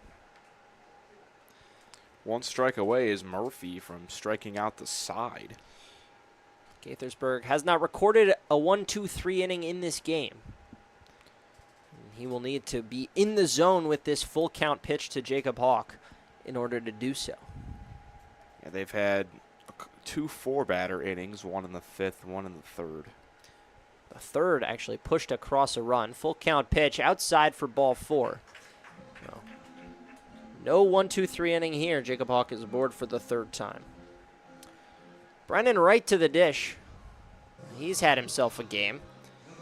Double, a single, 3 RBIs, a walk, 2 runs scored, 3 runs scored, including after he reached on an E5. The only time he has not been on base was back in the 6th when he popped out.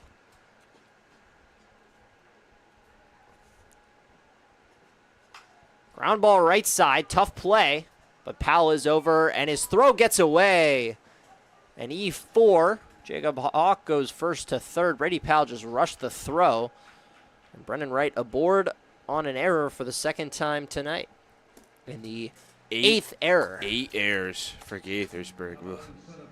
Tough to win a game when you make 8 errors. Big Train not perfect in the fielding department either with 4, but yeah, 8 errors for a team that was in the middle of the pack defensively. Gaithersburg was.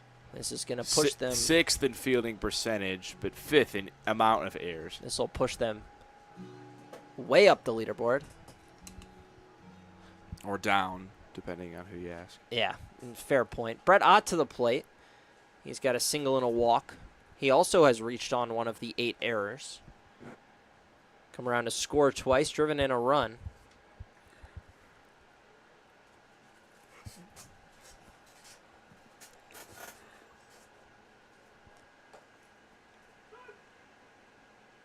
One-0 pitch in there for strike 1.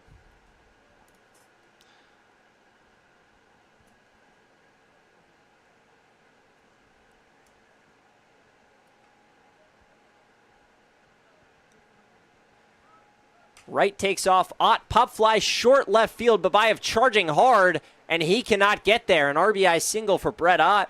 Wright goes first to 3rd. He was moving on the pitch. Little flare, better to hit him where they ain't. Yeah, we talked about Ott getting moved up to the 2-hole and how he would handle it. 2 hits, a walk, 2 runs. Been effective. Martinez has 3 hits of his own.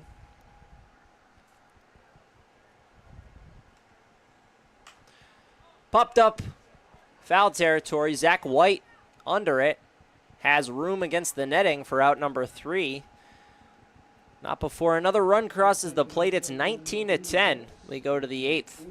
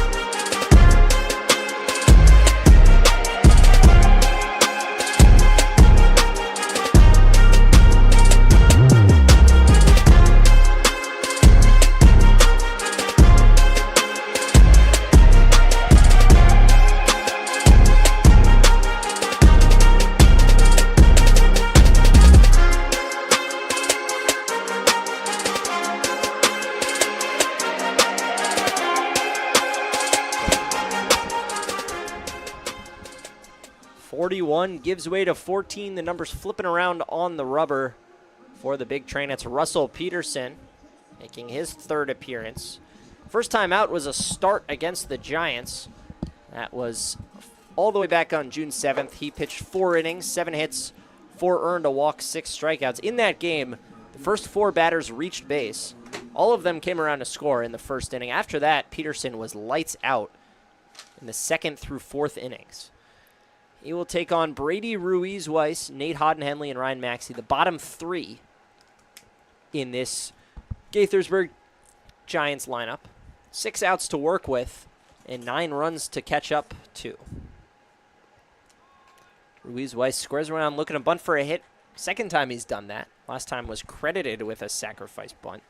So the big train out to a 14-5 lead after the 3rd. Both teams with 2 in the 4th. Both teams none in the 5th. Both teams 2 in the 6th. And both teams 1 in the 7th.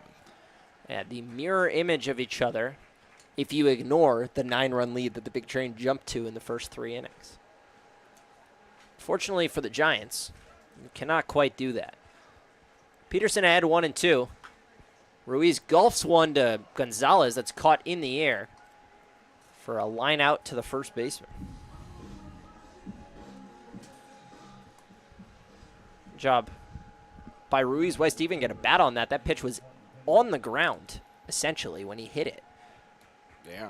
And he didn't do a bad job with it, just unlucky to hit it right at Gonzalez. Gonzalez is one of the shorter defenders on this team. He's a big body at first. Big body at first. Takes a bad throw. It takes a really bad throw to get one by him. And he's sneaky mobile over there. He's collected a number of 3 unassisted on ground balls. I don't believe he's made an error on a ground ball yet. If he has, it has been one of the games I wasn't working. Hodden-Henley swings through that fastball for strike 1. He's got some range. He likes to take charge on pop-ups. As a first baseman who wants to be an outfielder, you can tell just by the way that he goes after pop-ups on the infield. Well, he played some outfield at FAU. He's listed as a first base / outfield. So, guy comfortable. Hasn't played outfield yet with just the amount of outfielders the big train have. There's no reason to put him out there. I mean, he can play out there. Kind of a corner outfielder. Doesn't really have the speed to play center, but for sure. 3-1 from Peterson. Hodden-Henley has not been aboard today. He's 0 for 4. The only player in either lineup to not reach base. Yeah, Ruiz-Weiss. And there he goes. Only time Ruiz-Weiss made it was via an air. Well, Hodden-Henley now aboard for the first time. So Ruiz-Weiss, the only guy not to reach base of his own talents. A walk for Hodden-Henley. He's on first. Maxey has 2 walks. He's also struck out. He's stolen a base and come around to score all the way back in the 2nd. First pitch inside.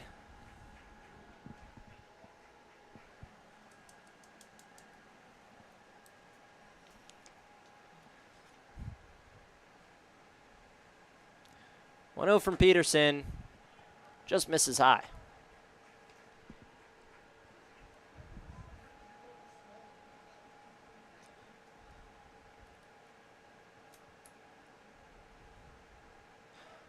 Hodden-Henley takes off, strike 1, and Hawks throw sails again, and Brennan Wright again in position to back up. Stolen base for Hodden-Henley, his first of the game. And 5th of the game for Gaithersburg. And Hodden-Henley's first successful stolen base of the season. He has 1 caught stealing, his only other attempt. Peterson misses the zone with the 2-1 slow curveball. Checking in at just 71 miles an hour. That one had good run to on both the vertical and horizontal planes, but could not find the strike zone. 3-1 pitch.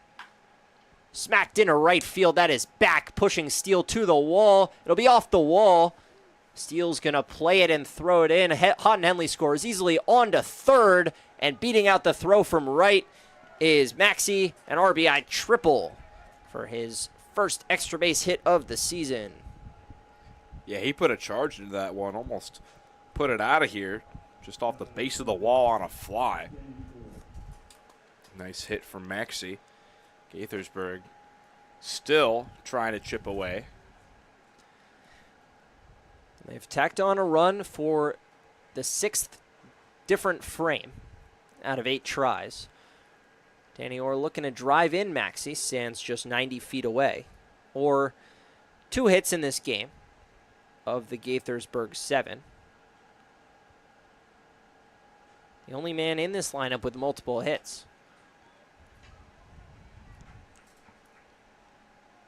Remaining atop the hits leaderboard with 22 on the season in 14 games. He's ahead 2-0. But cuts under the fastball at 85 for strike 1.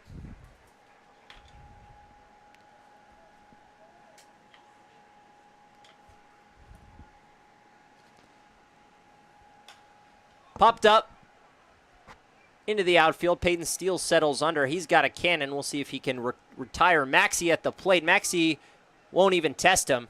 He holds at third. Peyton Steele's arm precedes him. The scouting report is out, and he prevents a run with a good throw.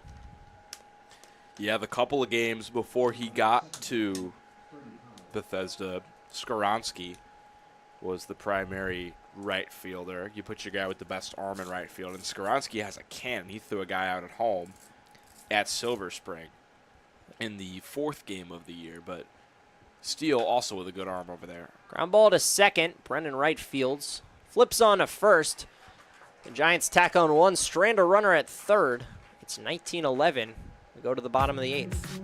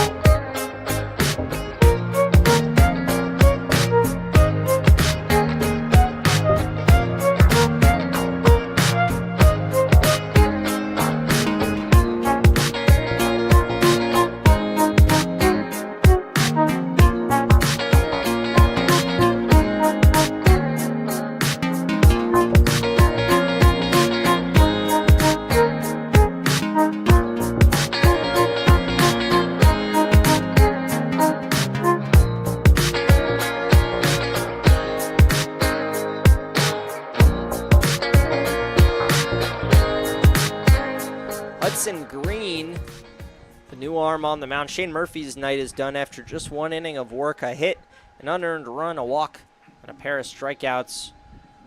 Green will get the middle of this order, 4, 5, and 6. Emilio Gonzalez, Peyton Steele, Logan Panette. If one man can reach, Skoronsky will have one final opportunity we've had to go for that cycle. What is this now, 7 at-bats of Cycle Watch? Because Gonzalez, I think, had 4 yesterday. Either 3 or 4. This could be 3 for Skoronsky. I think Gonzalez had 3 of Cycle Watch. Something like that, 3 or 4. This could be the 3rd for Skoronsky. First, at least one has to get aboard in front. Skoronsky due up 4th. Gonzalez, after not recording the cycle yesterday, will maybe want to help his teammate out by getting aboard. 1-0 ahead in the count. He's got 4 RBIs tonight, a double, a single, and a walk. 2 runs he's scored. Yeah, so Gonzalez had 3 at-bats of cycle watch. He needed the triple heading into the 7th. Walk in the 7th, a ground out in the 8th, a pop-up in the 9th. Still a great day at the office for him. Fouls away at 2-0 right down the middle. He'd like to have that one back. Just a hanging curveball at 73. Hudson Green has appeared in 4 games. He's allowed 12 runs across the plate, only 6 of them earned. Gonzalez into center field. Charging hard is Houghton Henley. He lays out and cannot come up with the ball. In and out of the glove. Emilio Gonzalez will have a leadoff single in the 8th. It's his 3rd hit after 3 hits yesterday. So barring a double play or a caught stealing, Josh Skoronsky will have a chance to hit. But in the meantime, Peyton Steele will have a chance to pick up a 3rd hit of the day. He's got 2 doubles already.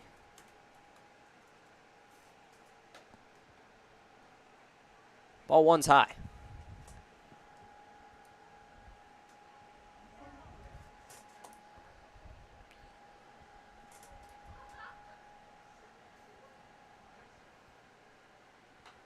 Pitch fouled away. For the other games going on in the Cowrican League, Crop Dusters beat the T-Bolts 10-4. So barring disaster here for the Big Train, they'll be 1 game up on Silver Spring going into that matchup tomorrow. The Grays and the Senators tied 9-9 in the top of the 9th. 1-1 grounded to second. I may have jinxed the double play. 6-4-3. Steele is out. And it'll be up to Panett to extend the chance for Skoronsky.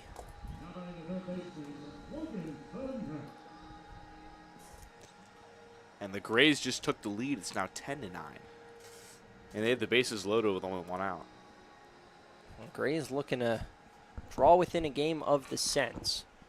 Panett in the meantime. 2 outs in the 8th. Takes a slow strike 1. And a 2-run single just now for the Grays. It's now 12-9. The Grays countering 4 Senators runs with 4 runs of their own. Ball 1 outside. And then the Aces up 3-0 on the Braves in the top of the 5th. That game, fewer implications. 1-1 from Green. Another slow breaking ball. And Panett stares at it. Yeah, that one at 64 miles an hour. Talk about slow. Well, you're not going to see many slower breaking balls at the collegiate level. 1-2, 2 outs. Green comes home. Harder breaking ball to short. Bobbled at short and on to first is Maxey in time. So Skoronsky will not get to hit. We go to the top of the 9th.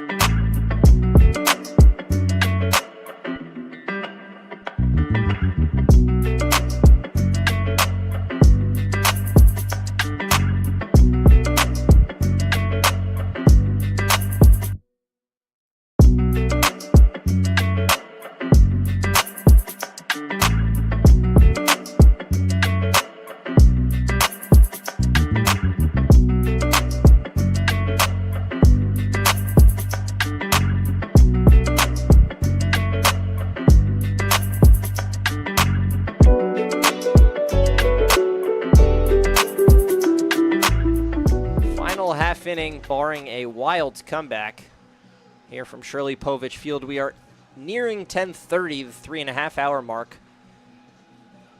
And it'll be Zach White off the bench for the Giants. He came in to replace Colin Hughes in the last inning. Getting his first at-bat. Actually, a new hitter, if I get you his name. As soon as I can, he grounds it to first. Gonzalez handles. Swinging freely like an orangutan. 1 pitch, 1 out.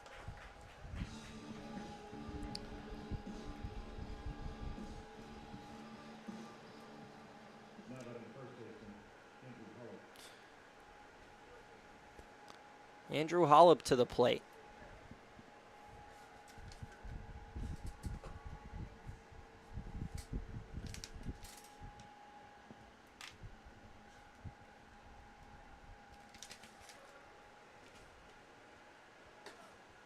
Cass misses outside.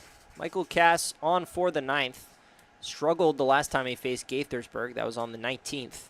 Just got 1 out, allowed 2 runs to cross the plate, a hit and 3 walks before he was removed in favor of Owen Stewart. Already behind the count 3-0.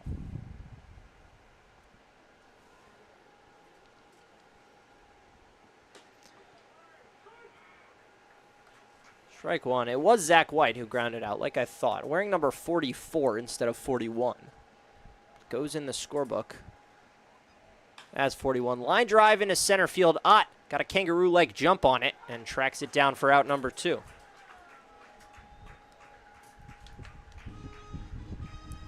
One out away from win number 10, which would tie the Big Train for the most wins in the league.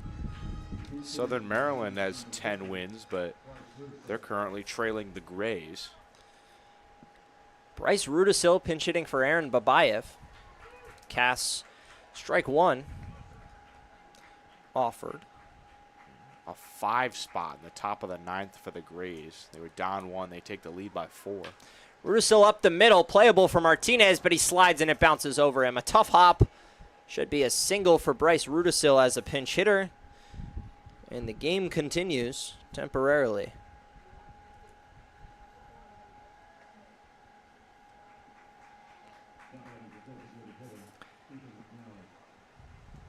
Ethan McNally to the plate. He's 1 for 5. He also reached on an error. Had an RBI single in the 6th. His only productive at-bat so far. Although his error did push across 2 runs. The Senators' loss here would push the Big Train within a half game of the league lead in record. And would mean 2 consecutive losses for the Senators for the first time all season. Strike 1 from Cass. Yeah, they lost on opening day, then won 9 in a row. Lost before they played the Big Train, a game they won 6-2, but they could be losing 3 of their last 4. Big Train lost 3 of 4 to start the season. Since then, red hot. They are 8-2, looking to make it 9-2. An 0-2 pitch from Cass. Just high.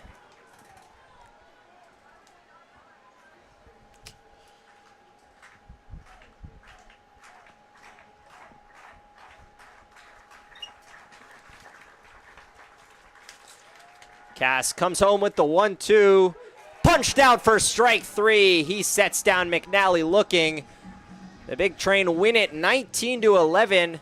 They pick up 17 hits, just 2 shy of their 19-hit output yesterday. Final line score, the Big Train 19 runs. They pick up 17 hits.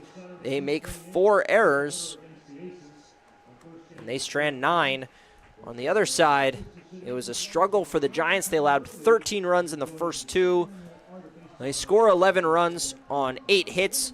They make an astounding 8 errors. And they strand 12. Quincy, this was a long, high-scoring game. It went 3.5 hours. But at the end, the Big Train take home a commanding victory to move to first place in the North Division and a chance to move within a half game of the league lead.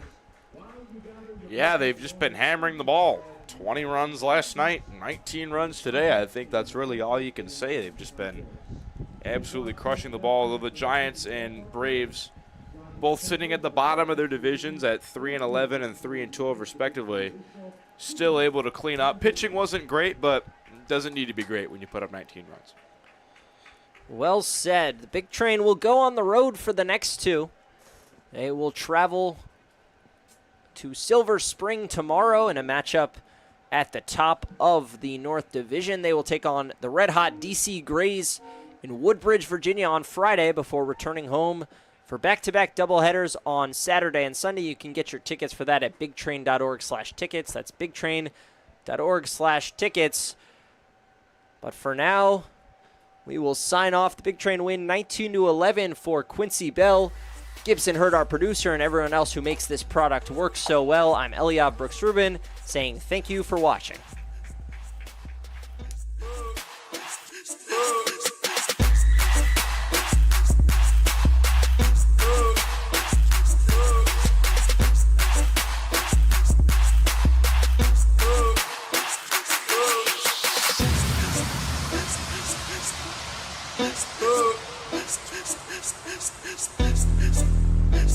This.